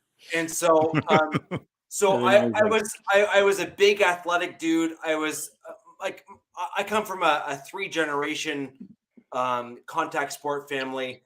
In my defense, you're just not going to catch me. It's just not going to happen. I come from a family that is like, we were born and bred to just hit people hard. And I was going to ask if you're from Nova Scotia. No, I'm from Ontario, but my family is from. So basically the average height of a male in my family is 6'1" to 6'4", and the average weight is at least 230 as a minimum. Oh, I was wondering if you know the history of Nova Scotia sports. I do, actually, a little bit. Okay. They're primarily Irish and Scottish, but my family's British primarily and half Irish. But with regards to rugby and football, my great grandfather was a leatherhead for the Hamilton Ticats. Okay. Back when padding was optional, because that's the way my family rolls. Back when CTE was just CTE was a minor ailment. Just deal with it. And so with regards to that kind of stuff, I look at contact sports a little bit differently. Again, my family's were kind of a little bit more old school than most. I believe in hitting people at full speed without pads. I believe that you've signed up for a contact sport, so what do you expect? And so when I look at these kind of football players and the guys that you're dealing with and the guys you're talking about, I look at the Joey Bosa's of the world that are getting hurt, and they're playing a side of the ball that you're going to get hurt, you're going to get hit, you're going to get knocked in the head, and you have to be a certain type of player to deal with it. Well, so actually I want to say it's the coach and you guys also about Bosa. I really think I know Coach is watching his Laker game. I think that it's not competitive right now. was caused by Staley's defensive scheme. Staley's having our edge guys, outside linebackers, drop into coverage. Bosa never did that under the previous regime. Oh. And when he tore his hamstring or whatever, I think it was his hamstring, he had to get surgically repaired. He was dropping back. He's doing unnecessary movements that he's never had to do in his life. Like when he was down in Florida in high school, then Ohio State, and then with the Chargers. So Staley comes in. We're like, yeah, man, we're going to have you, backpedal or sidestep. Dropping the zone. Yeah, dropping the coverage. I'm like, this guy's never done that. That's not his forte. And, I mean, there could be a combination of things, but Bosa also, who knows with him. But I think that Staley's scheme is partly to blame for that. I agree. Do you know who did that with Von Miller was Vic Fangio. Well, isn't this the same damn scheme that Staley's doing? It is, but at the same time, you have to look at versatility where you have a guy who is athletic like Bosa. You kind of expect that he can do some of that kind of stuff. I don't think that's an unrealistic expectation, but to your point, and I agree with this, which is what do you expect? Like Bosa never did that stuff before. You're having his body going through motions that are not normal. Yeah. Right? Yeah. I mean, there's other factors that you could probably throw in. Gabe, I got you. Just give me a sec. I mean, there's a ton of stuff I don't know anymore. I you start hearing conspiracy theories, this, that, and that. I just, it gets old because it goes back to that old saying. I think we all like it. Availability is, the best ability. Yep. And that's something that me as a Chargers fan, we have not had in a long time. Multiple positions. Like, I'm looking at our O-line. We have zero depth. I mean, we have tackles, but whether they're good or not, I have no clue. And it's just, we need to inject a lot of stuff in this team. And I'm excited about this draft, man. I'm excited. We'll see if they could do what they need to do. But, I mean, we only have 7 picks. Chiefs, what are you guys at, 12? We got 10. 10? Yeah, I think you guys move up. You're moving up somewhere. You're either moving up in the first or the second Move round. up for Zay, baby. Yeah. How savage would that be? Well, you are going to break a lot of Chargers Zay fans' Flowers. hearts. So, That'll be ladies so and sick. gentlemen, I want to thank DZ for coming on the show. This has been a great show. I love having fans come in. I think this is fantastic. Oh, We're going to try. We're going to do this a little bit more, I think, to get more fan involvement. But I do want to bring in another draft perspective here by bringing in a Giants fan here. We are going to go ahead and bring in Gabe to give us a Giants perspective really quick before we finalize this show. Gabe, how you doing, man? Pretty good. Coach defense, DZ, Richie, what's up, guys? How you guys doing? Alex, how you doing? Alex? How you doing, Alex? Yeah, so you left Alex out. I include Alex. I include him. Sorry. Captain Jack, he's injected the smug thing into me. Oh, so he got him another one. Got him another one. You were a good guy, Gabe. I'm just kidding. Hey, I have no hate towards Chiefs fans. I have no hate. I was happy y'all beat the Eagles in the Super Bowl for us. I couldn't stand if they kept running their mouths for another 6 years. I was so happy they lost. But give us your take, defense, DZ. The question I have for you guys is, what are the chances Zay Flowers and Jordan Addison get by you guys? Because I really want Jordan Addison or Zay Flowers, and are you guys actually going to draft one of them or what? Coach, I'll let you go first. Well, my money is we definitely take one of them if they both are available. I think that we think Zay first and then Jordan second. But I highly doubt if we stay at 21 that they make it past us. So my theory on those two, and I'm flipped with Coach, is that Addison has the height that our GM likes, and Addison also has ties to our team through our wide receiver coach.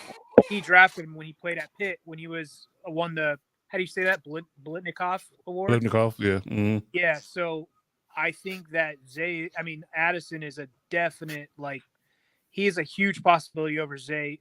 To me, I've seen comparisons to Zay is probably the next Tyreek Hill, and I think there's only one Tyreek Hill. Hello. But then I'm going to get so much hate for this if this ever goes. I think Zay could be the next Travis Benjamin.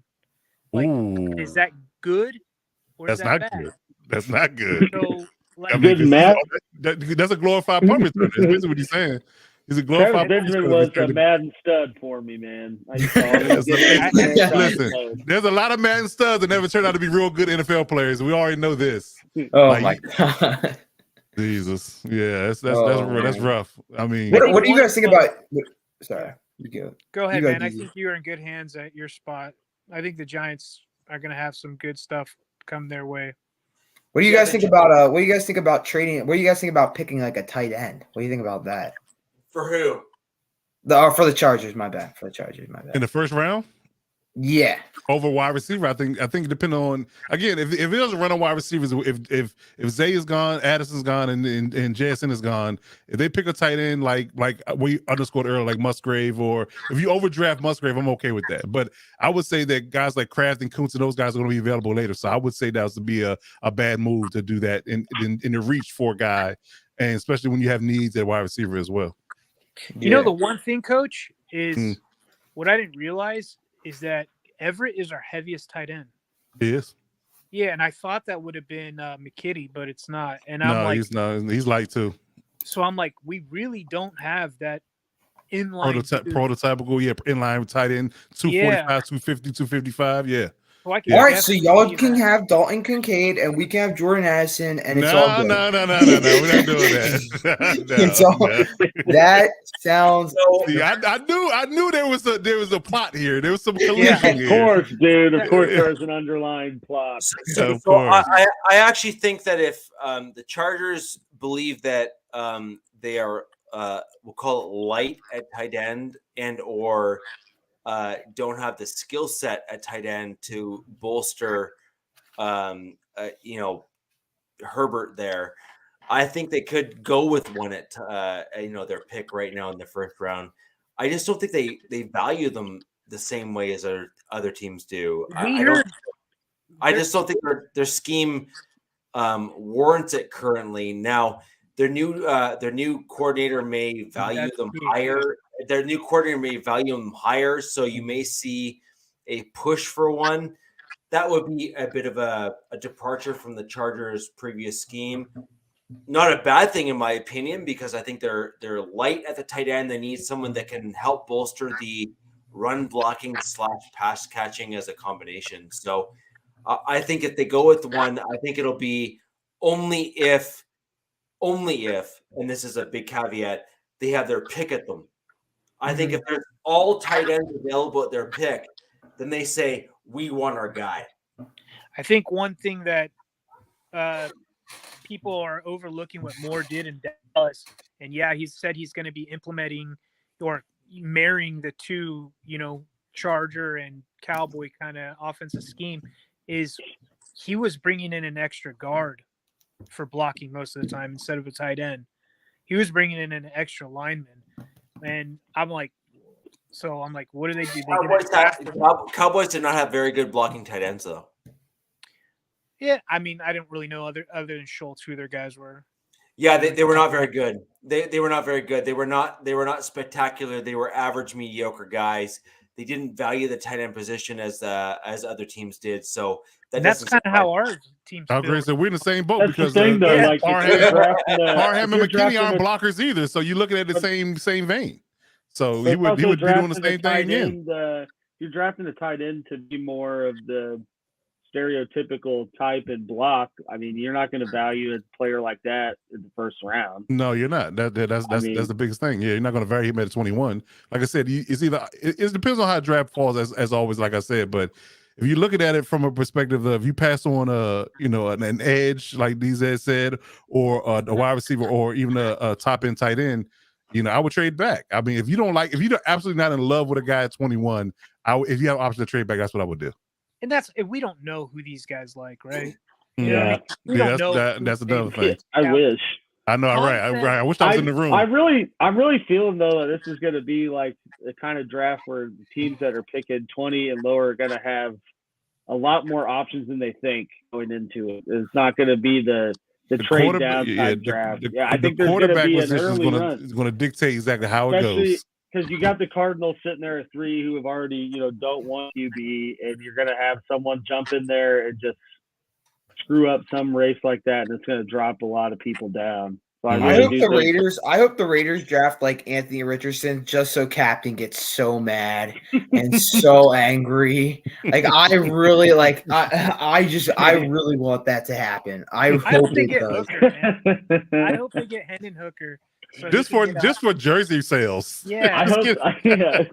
I kind of hope they just kind of like when they picked Farrell. It's just you're kind of like, WTF are they doing? Right. That's what I hope my thought is, after their pick. It's like, wow, that's awesome for everyone else. I'm kind of burned out about all the I'm sure I'm going to be excited tomorrow night with the draft, but I'm kind of burnt out. I'm kind of getting excited for day 2 and 3. Because now I'm more engaged with that than the first round, because you only get the first round in one day.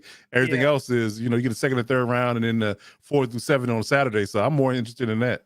And I feel like a lot of moves happen day 2 and 3. GMs are like, I'll give you this, I'll give you, 2027's pick or something.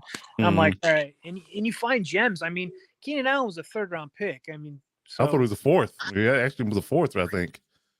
Oh yeah. 4th? Was he really 4th? I'm gonna double check for you, but I believe all it these was 4th. years, Yeah, those are like my favorite draft stories too. Is just seeing the players teams get from their comp picks, for not signing guys. And but you're right, he was 3rd round, 76, 3rd round, 76. I'd love to see I love to see teams be able to trade 3 and 4 years out. For example, you're in 2023 now. Right. I'd love to see teams be able to trade 2027 draft picks. I think they technically can. They're just. I mean, I just don't think a team really wants that. I don't know. I don't know. It's interesting though, because you look at the NBA and it's like teams own player, 1st round picks, 5 years out from now. Right. 2029 first rounders. What? That's insane. What's people mocking tackles to us still, or saying we need tackles? I don't get it. That's it really is. And the whole idea of drafting, I think who's the guy we had on last week? He was saying we should draft a center. I was like, a center. Who? John Michael Smith? Yeah. Sorry, Coach. I was just looking at Jack Kenna's comment. Oh yeah. Was it JMS or whatever? No, they just said we should draft a center in the first round. I'm like, a center in the first round? We got Lindsey? Come on now. No. I think Jack Kenna's comment says a lot, right? Which is, as long as you assess what your team requires well, you can get guys in the mid-round picks that will absolutely knock it out the park for you. And Max Crosby is easily seen as a upper tier player in the NFL, period. Yeah. He's a beast. Right. He is incredible at the NFL level. And I think he said he wanted to eat Philip Rivers' kids or something. Was that? Yeah. What? Yeah. I think so. When he played against Rivers. He said, I want to eat Philip Rivers' kids. He didn't say Rivers. He didn't say his name, but everybody knew he was talking about him. Yeah. So, anyways, guys, we've gone on for quite some time now. I want to thank all of you for joining us. We've really had a great show. DZ, obviously we have Giants Chronicles podcast here with us right now. We've had Jack Kenna and other fans on the show. We are going to do this periodically over the course of the season here, where we want all of you to join us live to give us your feedback and comments. This has been a great show. Thank you all for on the Wild Wildcast. And at the end of by next week, we're going to know who we've all drafted. And I think that's going to be really, really interesting. That's going to be one of those things where we're all going to be like, crap, who do we still need? And I think that's going to be one of those really interesting shows for us here. Yeah. So, obviously for the Giants, for the Chiefs, for the Broncos, for the Raiders, this is really going to add a really interesting dynamic to the entire NFL after the draft.